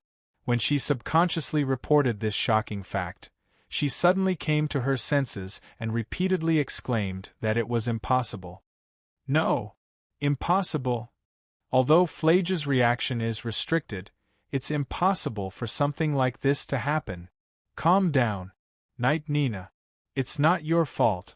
It's not that Phlagia's performance can't reach its design goal. Ray Minkai took 2 steps forward and pressed his hand on Nina's shoulder, indicating for her to calm down. Your Highness. Nina instinctively followed Ray Minkai's line of sight and looked at the main screen. Then she saw a shocking scene. At the spatial coordinates of Phlagia's explosion. In the sky above the Divine Wood Island that should have been devoured by Phlagia, a huge light pattern quietly emerged from the void, isolating the terrifying energy released by Phlagia's explosion and preventing it from destroying the Divine Wood Island at all. Geas? Perhaps Nina and the others did not know what the huge light pattern that blocked the energy released by Phlagia was. But Shyamna knew it clearly. Could it be, the moment Shyamna's consciousness was about to be occupied by the huge Geas pattern, she suddenly looked at Ray Minkai. Your Highness, I'm afraid all the ruins around the world have been activated. Shyamna took a deep breath, and her voice trembled as she said what she thought was a terrifying fact. Our actions have angered him. Knight Nina. However, Ray Minkai did not care about what Shyamna said. Instead, he patted Nina's shoulder hard to get her to focus again. Yes, Your Highness. Prepare to fire Phlagia again. While Nina followed Ray Minkai's order, it also made Shyamna a little anxious. Your Highness, we can't fire Phlagia again. Hearing that, Ray Minkai snorted coldly. Can't? Why? Back then, Charles was able to develop the Sword of Akasha and wanted to kill the gods. Now, I can't fire a few Phlagia at the Divine Wood Island? Shyamna was speechless after being refuted by Ray Minkai. Thus, the loading of the second Phlagia quickly began. The huge Geas pattern below became brighter and brighter. Under the fiery red sunset, the figure standing on the water let out a faint sigh. Why are you unwilling to choose us? While sighing, the woman raised her head and looked at the Geas wings that had unknowingly occupied half the sky. As expected, the gods can't be trusted. Ripples appeared on the mirror-like water surface, and Mariana's figure appeared behind the woman. No wonder Charles wanted to kill all of you.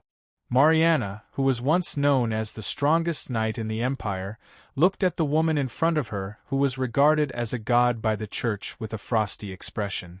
Is that so? Then I'll give you the power to kill me, to kill us. The woman turned around and looked at Mariana with a faint smile. However, before that, I'm afraid you'll have to deal with the knight guarding the princess. The water rippled, and the woman disappeared quietly, leaving only the sparkling irregular prismatic fragment floating on the water surface, as if waiting for Mariana to hold it in her hand. Ripples appeared on the water surface, and Mariana was already standing in front of the irregular prismatic fragment. She recognized this thing. This was something that Charles once relied on and was regarded as an important part of the god-killing sword, Akasha's sword. However, before Charles could activate Akasha's sword to destroy the gods and lock down the history of mankind, he was killed. And this most important part was also taken away by the person who killed Charles. No. It's time to take it back. This is the power of the world. Mariana opened her palm towards the irregular prismatic fragment, waiting for it to fall into her hand. Yes, this is the power that the knight who killed Charles was pursuing. At the same time, it was also the power to change Euphemia's fate. If she was able to control this power better than Charles, then, that night, there's no need to be afraid. The world is like an egg, we are fledglings. The moment the light emitted by the fragment was reflected in Mariana's eyes, familiar words reverberated in her throat. Bestow me power. Buzz. A huge buzzing sound tore the world apart in the blink of an eye, and also tore the thoughts of all the humans who witnessed the wings of light named Geas above the sky. At this moment, the human mind no longer had a self.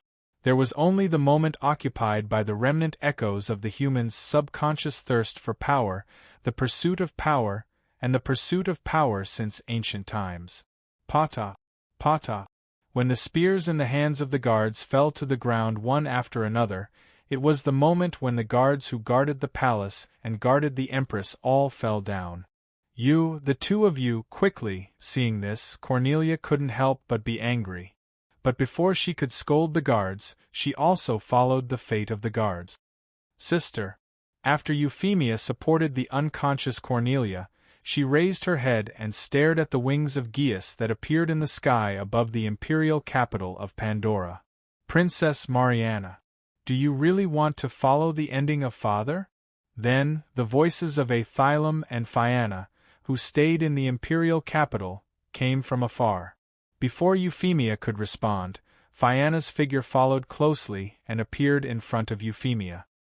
Your Majesty, please take refuge with me as soon as possible. As soon as Phaeana saw the unconscious Cornelia, she immediately carried out the highest alert protection plan. No. Now is not the time to take refuge. Phaeana, I believe that other than you in the palace, there should be no one who is still conscious, right? Euphemia refused Phaeana, then looked behind Phaeana. Athylam, whose physical fitness was not as good as Phaeana, a super PS fighter who had gotten rid of her physical defects, was standing there panting. Athylam, now can I ask you to gather your people and try to settle them in a safe place as much as possible? Yes, that's right. The siblings and the drunkard knight will probably be fine. Speaking of this, Euphemia suddenly smiled. Speaking of which, I also forgot. As long as they followed Guy to this world, I'm afraid they won't be confused by the power of Geas. Then, Phaeana, Athylam, can I ask you to gather them? It seems that the people here can only be settled by your strength. So, please. Your Majesty. Phaeana tried to persuade, but Euphemia handed Cornelia to her arms. Phaeana, I'll leave my sister to you. Now I still have some things to confirm. After that, Euphemia got up and walked toward somewhere in the palace. That, Athylam remembered that the direction Euphemia was heading toward seemed to be the palace where someone lived. That's the direction of Lee Palace. Princess Nunnally's residence.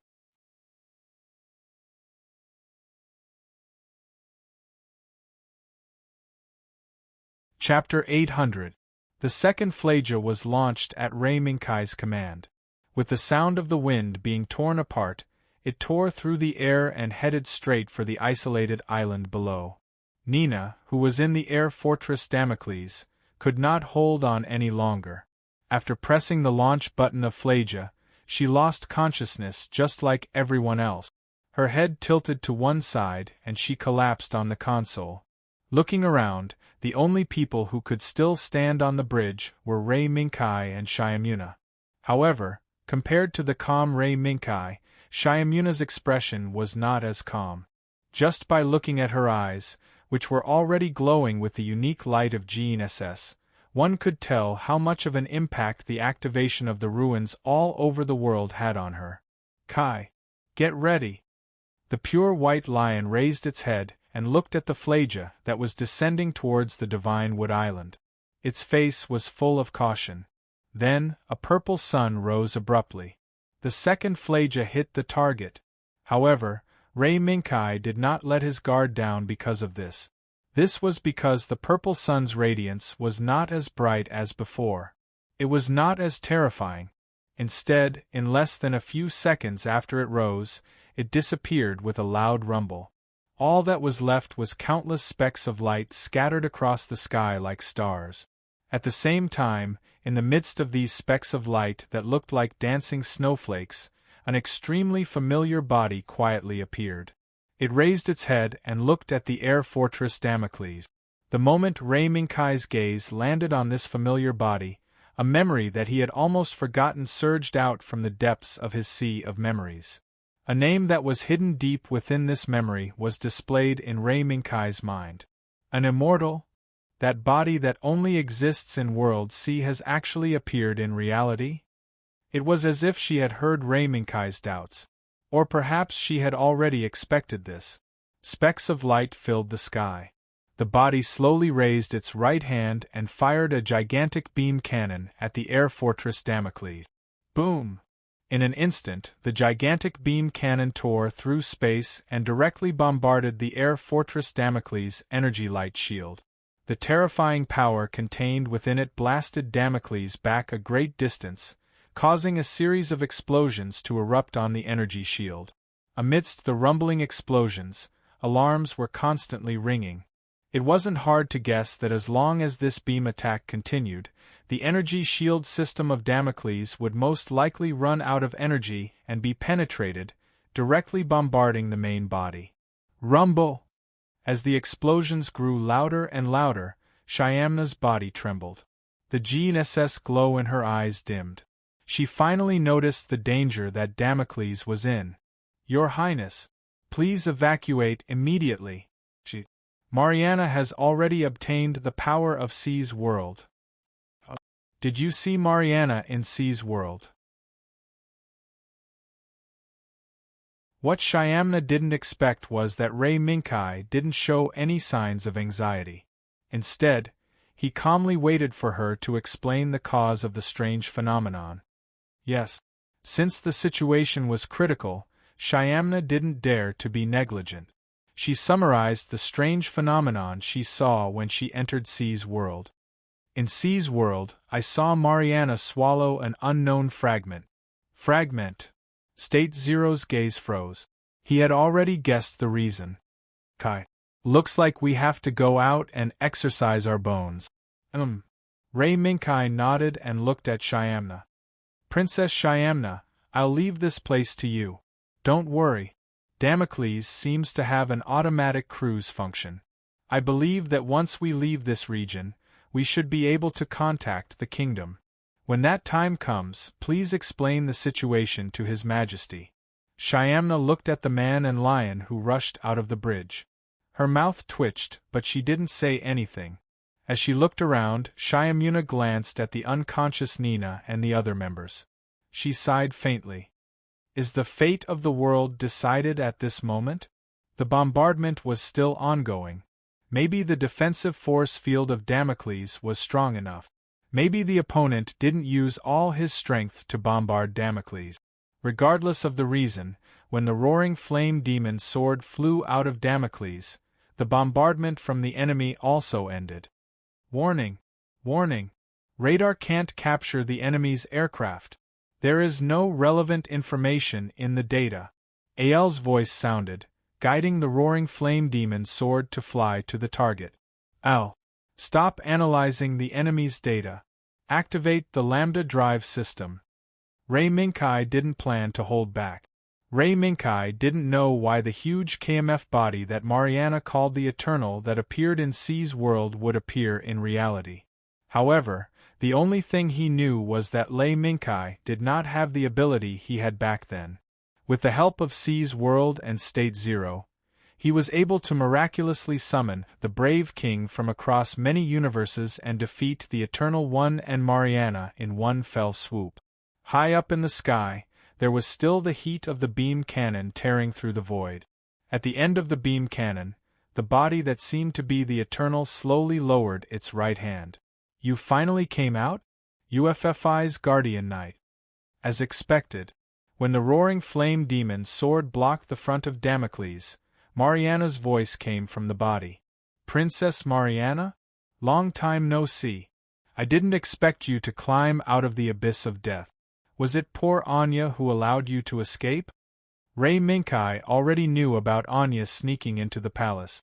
Although he didn't experience it personally, it didn't stop him from mocking the soul that didn't want to die. Humph. Anya? She's just a tool. It's her honor to be used by me.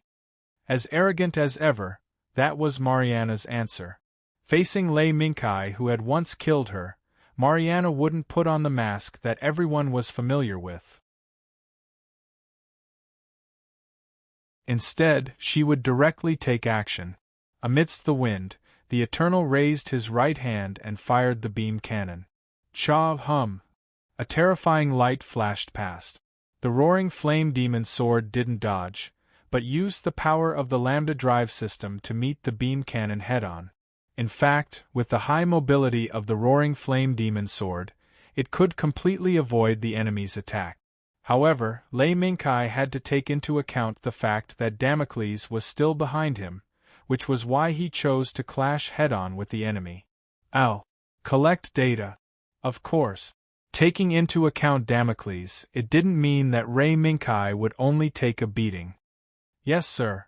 Al, who hadn't partnered with Lei Mingkai for a long time, instantly understood what Lei Mingkai meant. In the blink of an eye, countless data was collected by Al through the sensors distributed all over the roaring flame demon sword, and the results were presented to Lei Mingkai in a moment. And, wait, stubborn. Show me the data again. Amidst the flow of data, State Zero's voice suddenly sounded, as if he had discovered some clues. However, Lei Mingkai didn't have much time to understand State Zero's actions, because Mariana's attack became more and more fierce. Seeing that her beam cannon couldn't break through the energy light shield cast by the roaring flame demon sword, Mariana, who intuitively felt that something was wrong, decisively changed her attack strategy. Too far. Then, let's go for something closer. In the midst of the storm, the roaring flame demon sword lost sight of the Eternal. Whether it was on the radar or the surveillance camera, there was only the clutter of the clouds in the sky and the shadows cast by the sun. However, Lei Mingkai didn't panic because of this.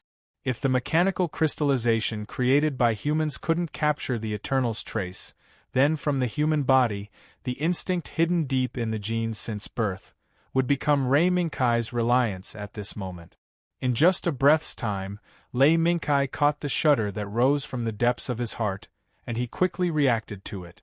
The wind rolled up, and the roaring flame demon sword turned around like lightning, punching towards the seemingly empty space on the right side of the body. Boom! Boom! A powerful force surged out from the roaring flame demon sword's fist, crazily compressing the air around the roaring flame demon sword's right fist. Suddenly, the terrifying attack that once killed the first knight, Bismarck, reappeared in the world. In the distorted light, the Eternal who disappeared in front of the roaring flame demon sword could no longer hide his whereabouts and had to appear to resist the attack from the roaring flame demon sword.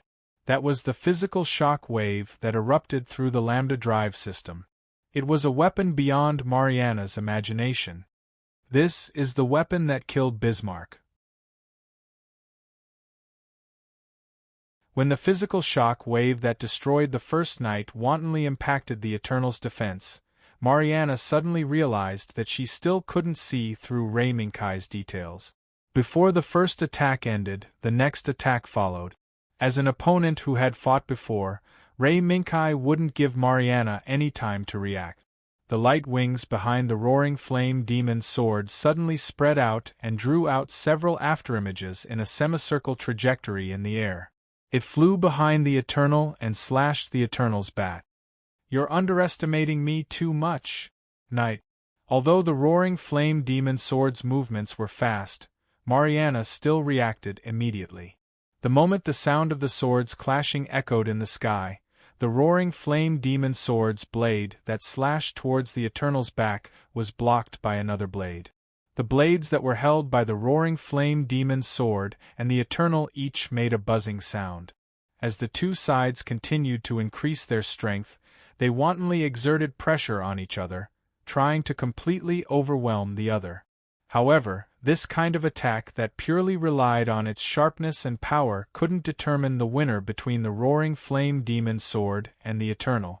In the bursts of sparks, both sides took a quick retreat, and then relied on their high mobility to approach the other side, forcing the other side to reveal a flaw, so as to deal a fatal blow. At this moment, unlike the earth-shattering battle in World C, the real battle between the two strongest knights in the Britannia Empire had just begun. You're tuning in to the Phoenix Knights YouTube channel. Don't forget to subscribe and join us on this journey to catch the most captivating stories.